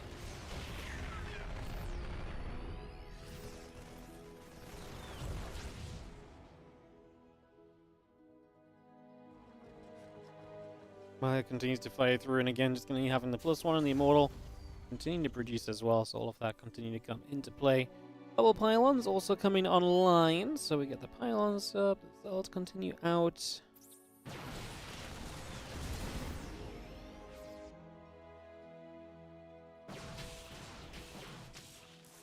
Stalker's going to try and get the medevac, not quite able to just yet. It's just going to be seeing the other units going back the other way. The Zelds are going to charge through. They're going to get rid of some of those SCVs as we continue into the mineral line. Even more of those SCVs as well. So Skillous doing a very good job this time around.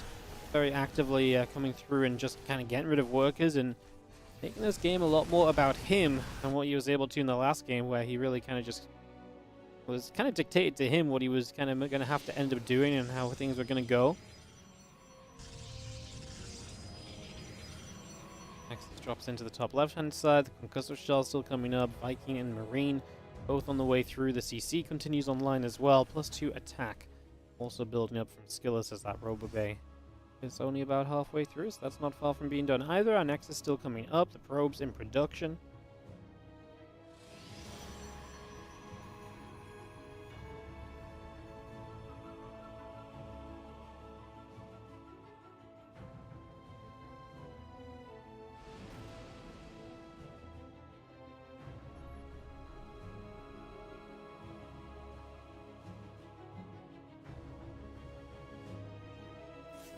And that bio coming over, just going to go jumping onto the cyber core for a couple of moments.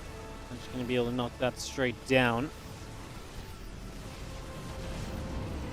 Just going to block that up. Just going to be seeing the bio. Just going to get chased up into the main base as well. So we come back across over there. The Zelds are still showing up and they're going to try and do their thing as they press up a little bit. We play cleanup on the drop in Skillous. And there's battle for, again, first place in the group. Straight up, the winner of this series is just going to be first place. There's no ifs, buts, or kind of special situations. That's just how it's all going to go down.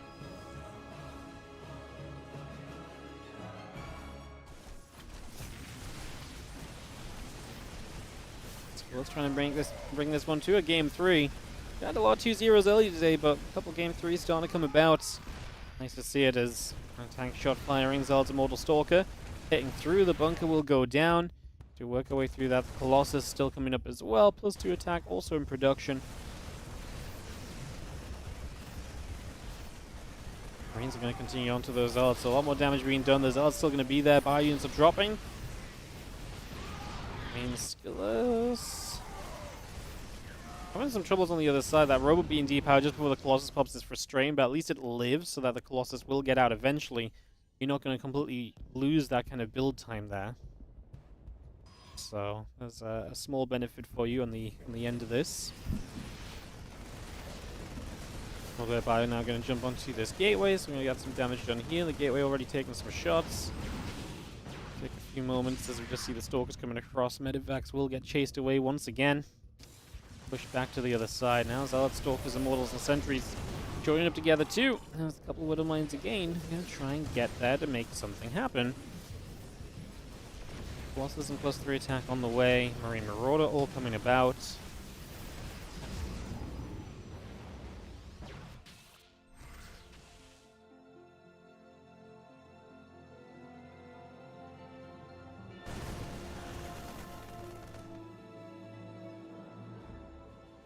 Probes are going to be going down, so once again Skillous taking damage, but he's looking to deal damage still himself, continuing to show up with different units in different places. Definitely a fun game, right, with a lot going on in different places.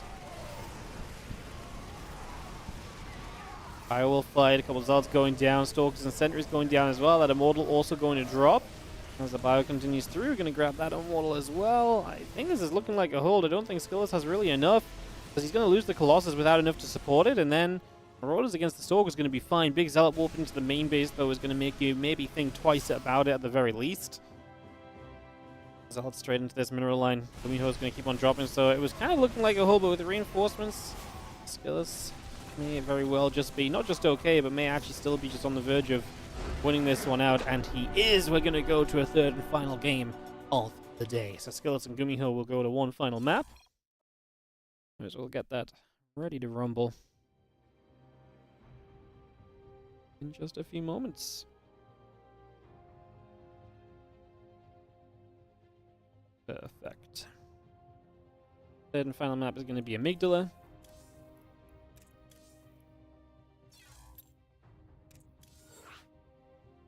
As it all comes down to this, to see who gets first place in the group.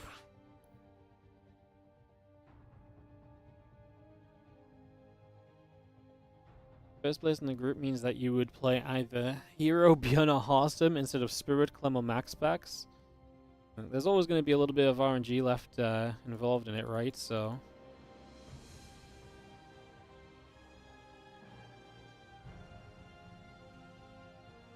always going to be at least a little bit of RNG left in terms of who you draw. Let's just move Gumiho into position, and if our players are ready, we can go.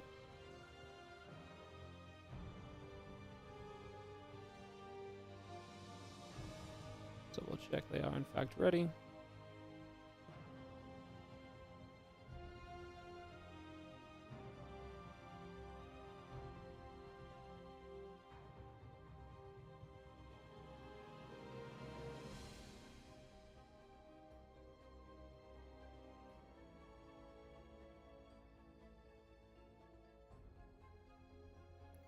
Let's do this. Game number 3 starting up right now.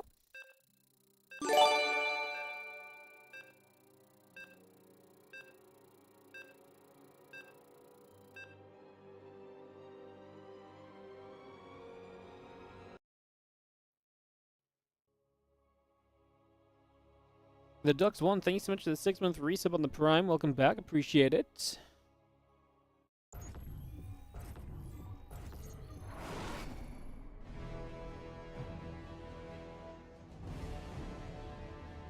That right-hand side is it's 1-1 and all tied up. We are going to go into the top right with our Red Protoss player. This is Skillous.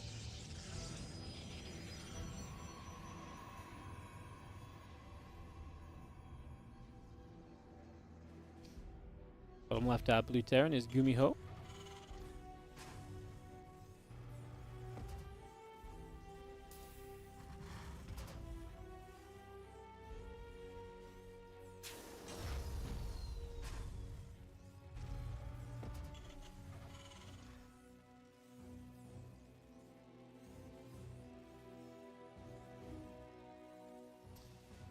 It comes down to this.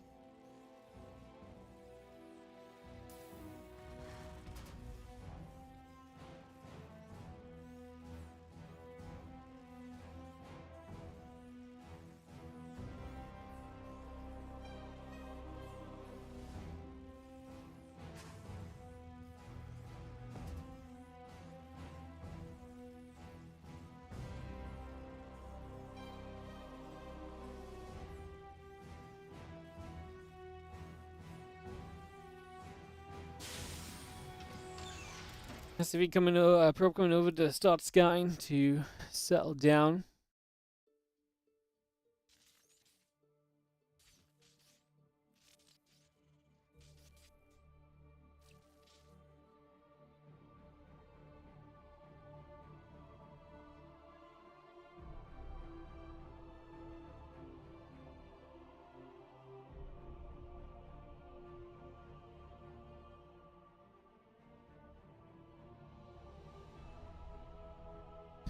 Probe moving across, a couple of rocks coming over.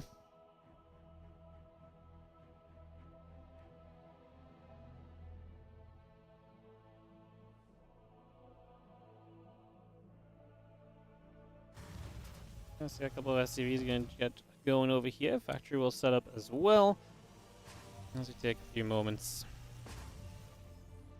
for attack to really start coming into play.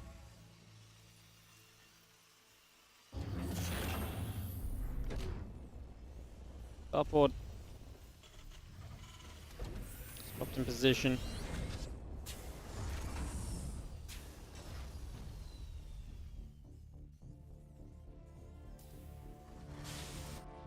And CC coming up, just going to be seeing the Stargate coming through for a couple of moments.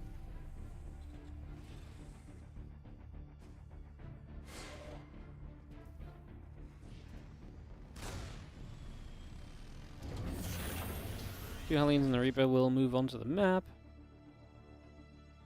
They're going to move across and do their thing. Again, the Reaper and the Hellion keeps on going for a couple of moments here.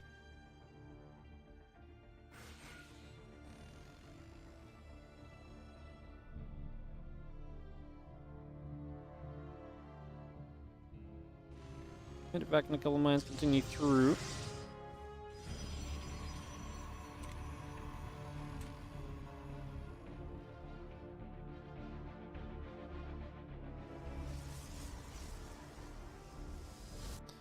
Well, Phoenix overhead, couple of Hellions, Reaper gathering, Robo facility on the way from Skillous. We still got our Assimilars building up for the moment. Just gonna see Adept's gonna chase, gonna go after the Reaper and the Hellion here.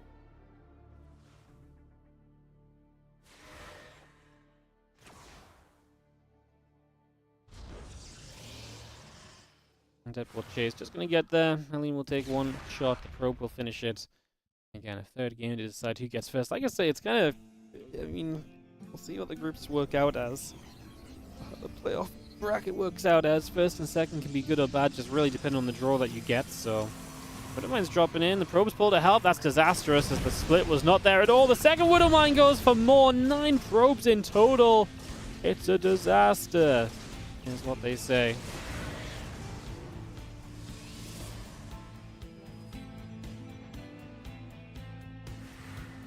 Okay, Debs move over again. Minefield is coming about. Cyclone coming in as well. We continue to get going. For a moment or two.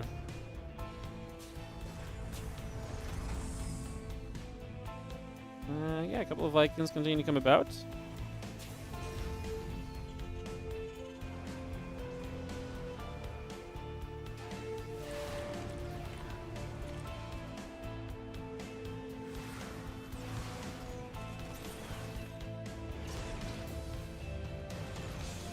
Vikings coming over, Marine's going to be there, Cyclone shooting. The Adepts were going down as I was going to be seeing the shade happening. It's just going to hit, the few SCVs going down, 7 workers getting killed. The Vikings and the Cyclone will continue to chase back the other direction.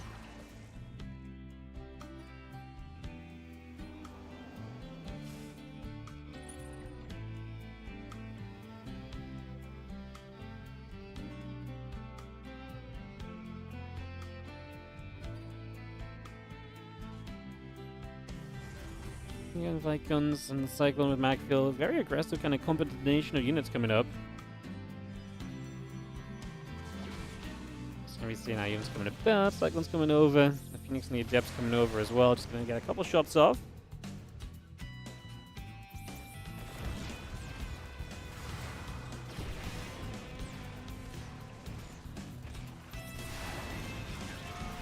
Extra hits continue to come through just for a moment or so, and this is going to be one of those moments where you see the Vikings really dominating the Phoenix. The Immortal goes down, not a lot left on the ground, but the Cyclone's still packing an absolute punch. As that Stalker retreats away, the Vikings will continue to dominate against the Phoenix right now. The Marines, the Cyclone going to be there. Second Cyclone showing up. Stalkers and the Colossus going to be coming about. The Phoenix lifts up a Cyclone. Stalkers will be there too. Colossus still firing away. The Vikings going to be there once more. Like I say, if the Vikings can stick around, they can do so much.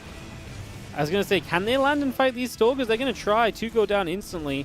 They're very good. The problem is going to be the range on those Vikings does not necessarily always hold up.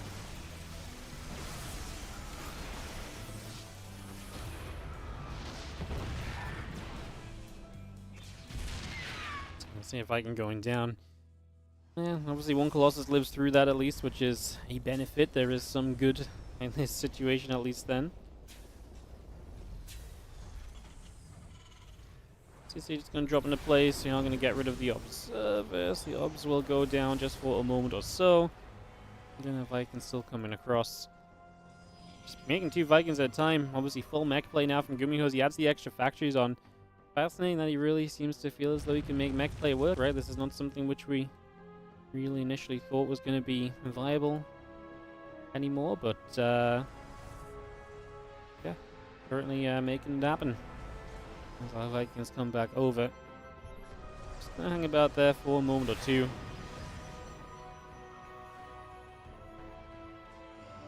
Send Thermal Lance, Blink, +1, all coming about. The Cyclone's still building online. The Armory is about halfway done as well. The CV is still transferring down to the bottom side as this barracks lifts off and moves away. Factory going to land onto the reactor as well.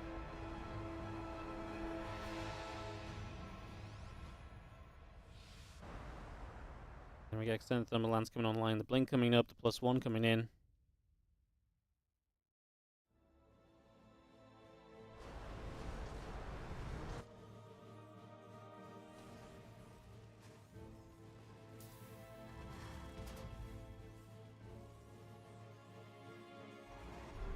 Three more Cyclones are producing through. Drilling Claws and +1 vehicle plating is coming online. I've still got a couple of those Hellions. Still got the Engineering Bay.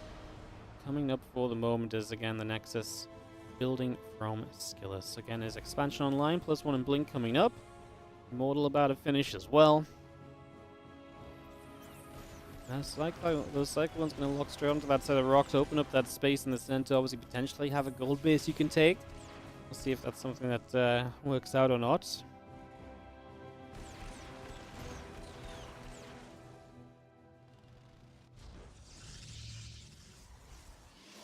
3 Cyclones on the way, +1 vehicle plating coming online.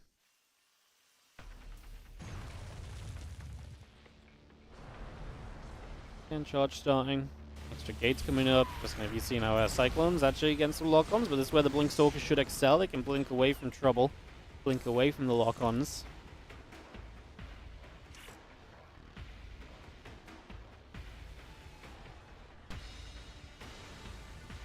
And then Fleet Beacon coming through, the Stargate is going to start up as well, so we get that all started here.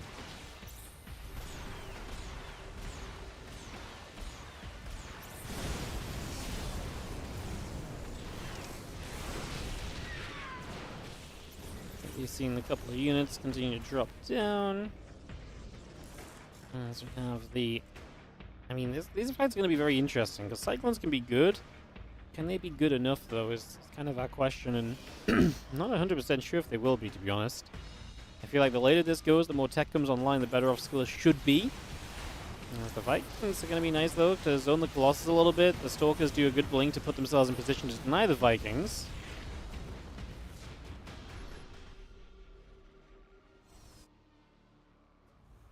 Again, +2 attack, +1 air weapons, that carrier production continuing, the Immortal and the Nexus and the Assimilators continuing online as well. We bring a lot of this up and running as Stalkers, Immortals, and Colossus gather up once again, so they continue to gather around.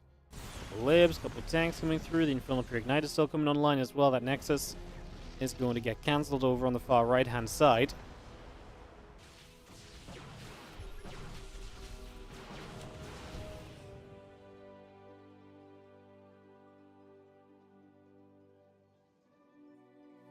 More carriers producing through from Skillous. +2 attack, +1 air weapons. Bring that up as well. Let's see how Stalker's going to shoot at the Hellbats. The Hellbat's going to take a few hits as well. Damage being done. Just going to see the Colossus turn around. Cyclones will take a few more shots.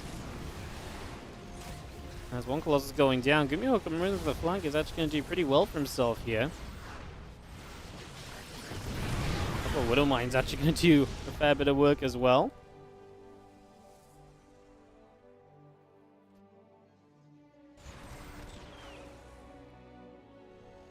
Again, +1 vehicle weapons, +2 vehicle plating, all coming online.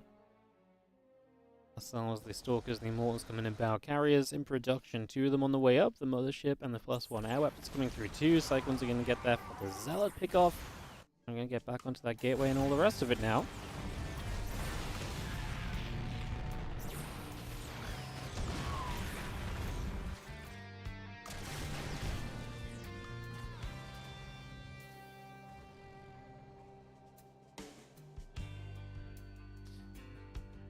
Carriers, Mothership, all coming back through.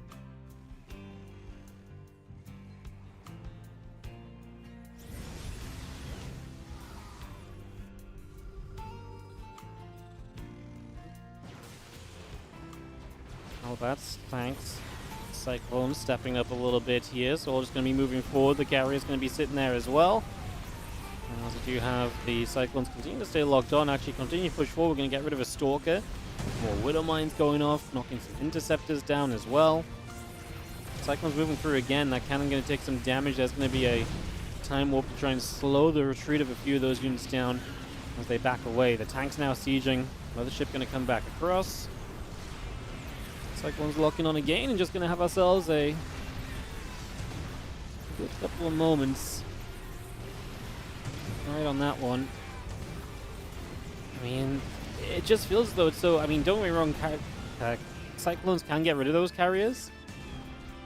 I still feel like over time, Zealots are going to be great against the Cyclones too. It's a very interesting composition because it feels like the Cyclones have a lot of things they can do well against. Then the Zealots do well against the Cyclones, but you put the Hellbats in there and they can, you know, absorb the Zealots a little bit. It's... yeah, I mean, it feels like Gumiho's done a lot of decent trading, and then at the end of the day, it's like, is he still doing well enough? Probably not. Kind of comes back to mech just not really being viable. No way! Who would have guessed it? Mech's not viable? Oh, whoa, whoa, whoa, whoa, whoa, blasphemy! Yeah, it's a pretty rough little situation for sure. As the carriers coming through, Cyclones again absolutely lasered down. All those Cyclones dropping. I think we really are coming to a little bit of a close in this one, guys. Don't really have much else to add myself. I think we can quite clearly see that this one is going to get to a point of perhaps no return. Widow Mine going to go off on a carrier there and do a little bit of damage, but not really too much of anything impactful. These carriers just look too much for me. I mean, please prove me wrong, Gumiho. Show me a way that these carriers get cleaned up. I mean, some good Widow Mine shots and so on, perhaps. I'd love to see it, but I'm not believing it right now.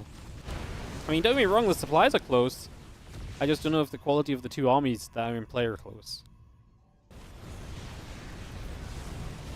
More carrier shots. The Cyclone's still coming about as well.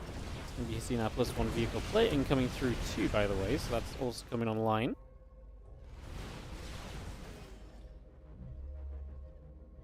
And Viking Cyclone, +1 ship weapons, the +2 vehicle plating coming online too.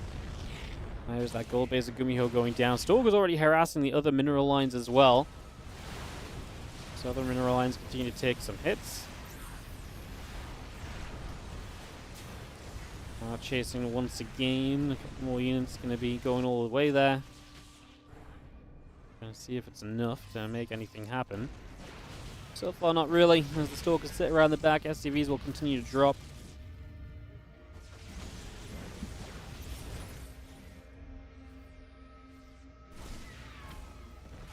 25 SCVs dead. So Gumiho's lost a lot of economy, but I tell you what, his army supply right now is strong. If there's ever a time, this might be the last attempt, right? Like, this would be it. This is it, right here, right now. If this doesn't work in this moment, I don't think it's ever going to work, you know? I don't want to say never. I don't want to say never. I'll believe until we're done. As I move back over this way. We're going to get a recall off. Hellbats, Cyclones, Vikings all going to be there. The carrier's going to get pushed back the other direction a little bit as well. There goes the mothership. Carrier's still in the sky doing their thing.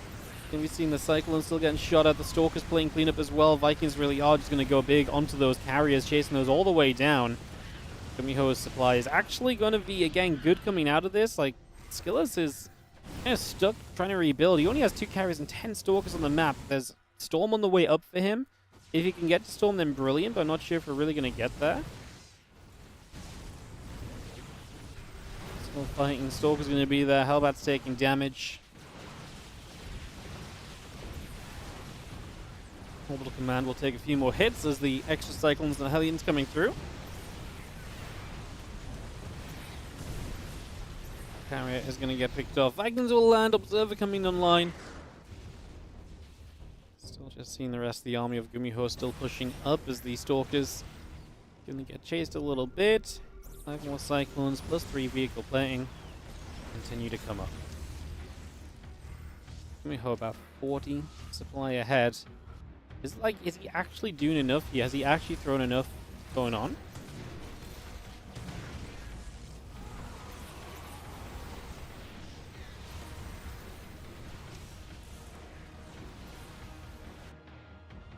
A lot more probes still going down. Just gonna have the Stalker and the Archon gonna join up together here too. Stalker's gonna go after a few of those SCVs, so a little bit of SCV damage still being done. Probes going down.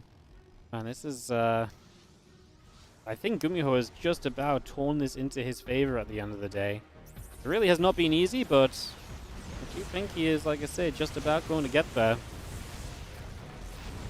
More shots coming through. The Hellbats and the Vikings there going to pick away at the cannon, so the cannon will fall. Cyclone's still locking on to the Archon as we push that further back. Stalkers, again, just drop, drop, drop. GG. And Gumiho takes game 3 of this best of 3. Gumiho wins the group. He gets first place, putting Skillous in second to round out this group stage. And with that, guys, we are going to be able to draw our playoff bracket. So give me just a moment to get a couple of things set up on that, and then we will go. And get our bracket drawn and see what this is going to look like. Perfect. Let's do that.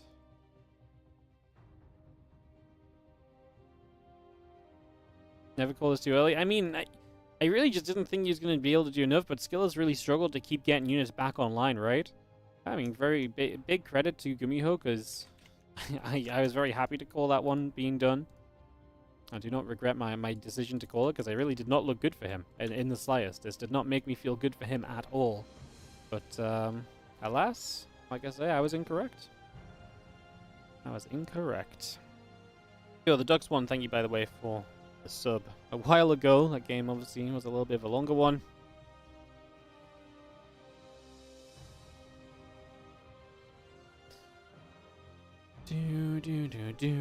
Alright, I'm sitting in the darkness. Let's draw our playoff bracket, guys. So, the way this is going to work is we're just going to randomize initially the first 4 players, and just randomize the order they drop into the group.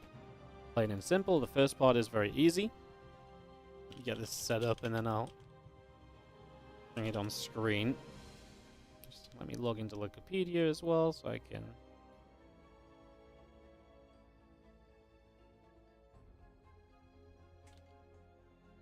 do the editing.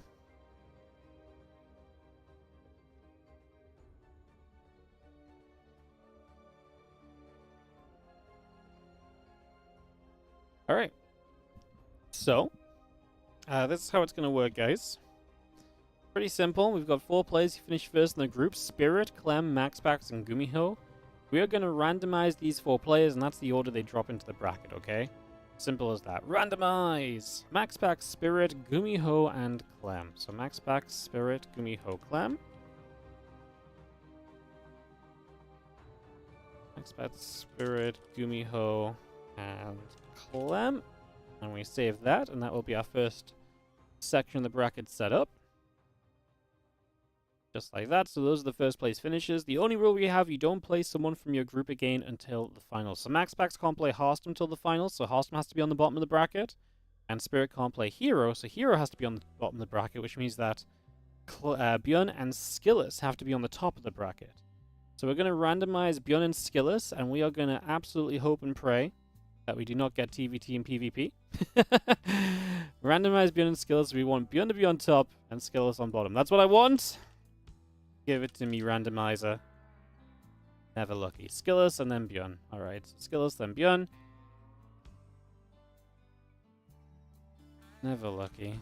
The randomizer is like, you will watch the mirror matchups and you will enjoy the mirror matchups. And I'm just like, bro, right? No, please. No, not like this. And then we've got ourselves, Gumiho and Clem have to play against either Hero or Hearthstone. So we're going to randomize Hero, we're going to randomize Hearthstone.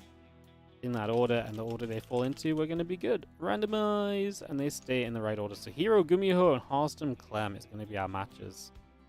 There you go, guys. How are we going to do that tomorrow? We probably will start on the top or the bottom. Shouldn't really matter for the Koreans, actually. It's not going to be super late. So we'll probably just start here. PvP, TVT, semifinals. TVP, TVP, semifinals, grand finals. That's probably going to be the order of the matches tomorrow, guys. Phil McJr., thank you so much for the 26-month resub on the Prime. Thanks for all the Christmas content. Thank you so much for supporting. Thank you very much indeed. Thank you, thank you, thank you. All right, yeah, it's going to be our bracket, guys. We do have the Warditv Christmas Day games coming up as well. I still haven't organized the Christmas Eve games, so I don't have info on that. But again, 25th of December, the Warditv Christmas Day games. Hero, Gumiho, Clem, Solar, Max Pax, Shin, Björn versus Dark.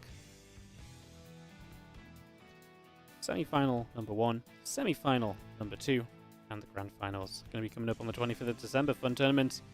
Should be very fun. Alright, so that's where we're at, guys. Thank you again, Phil McJr. Welcome to the tree, our last tree edition of the day.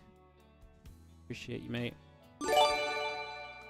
I tell a lie, someone else wants to be added onto the tree at the end of the day. Oh my god, it started flashing. Oh, Zergiel with the 20 gifted subs! Oh my goodness. Zerg, are you already on the tree with your own sub? Do you know? Let me know. I could put something more fun on the tree for you. I actually have all of this stuff that I've not put anything of the tree on yet this year. You can have a candy cane. Would you like a candy cane on the tree for 20 gifted subs? That sounds fun, doesn't it? First 20 bomb of the month, actually. It's been a slow month for gifted subs, so thank you so much, Zergiel, for the 20. Going out to Allison LT, Mute SC2, Vla95, Kakis Trostraces, Grim Learns, Shini Tekuani, Silverclaw 2X, Moo566, Kilga 20, Cubit Taranto, Fiengol, Lanqui, Tech Jess, MF Satsum, Bars and Bolts, Sergioski 1969, Beef Riber, Odobaz, FXO0, sorry, and Hasuga. Thank you so much for the 20 gifted subs. Gingerbread Man, I have no gingerbread man. I have a dog. You can be a doggo. I can be a doggo and give you a candy cane at the same time. How about that? The doggo is the most interesting one I have left. We're pretty much down to boring decorations again. We're pretty much down to boring decorations.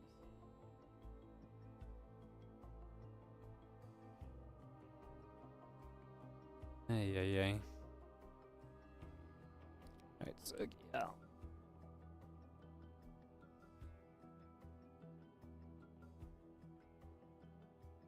There you go. You're a little doggo with a Christmas hat on and a scarf. Thank you so much. I will attach you to your candy cane. And you can be a candy cane doggo. Because, like I say, it's been a slow month for gifted subs, so I appreciate it. You can go right up high. I was thinking this part of the tree's looking kind of boring earlier. Now there's a big old candy cane on it. Beautiful. How about that? Nice. Do you get something from being on the tree? Yes, you get to be on the tree.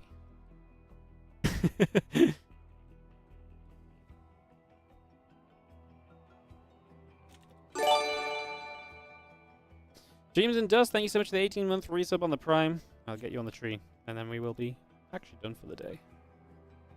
Besides Eternal Flame. I mean, Eternal Flame's pretty good now.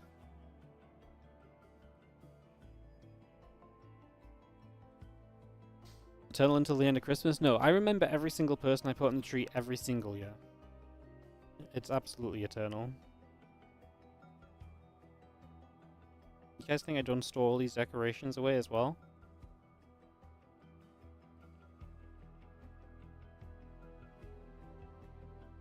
Thank you so much, Dreams and Dust. Oh, look at this gift. Beautiful. Alright guys, thank you so much for watching today. I'm going to go tell the players their schedule. I'll see you guys tomorrow for more Starcraft 2. It's slowly going to be the angel at the top. Slowly's the little polar bear right here. This is Slowly's polar bear. All the mods have a polar bear, but none of the other mods have subscribed. She's the only polar bear on the tree apart from Helen, so... Ay. Alright guys, thanks so much for watching. You guys have a great rest of your day. Thank you Kratos for the 100 bits. I'm going to set a set of ads on the outro, and I'll host someone up to spread the Starcraft love. I'll see you guys tomorrow for the playoffs. Bye!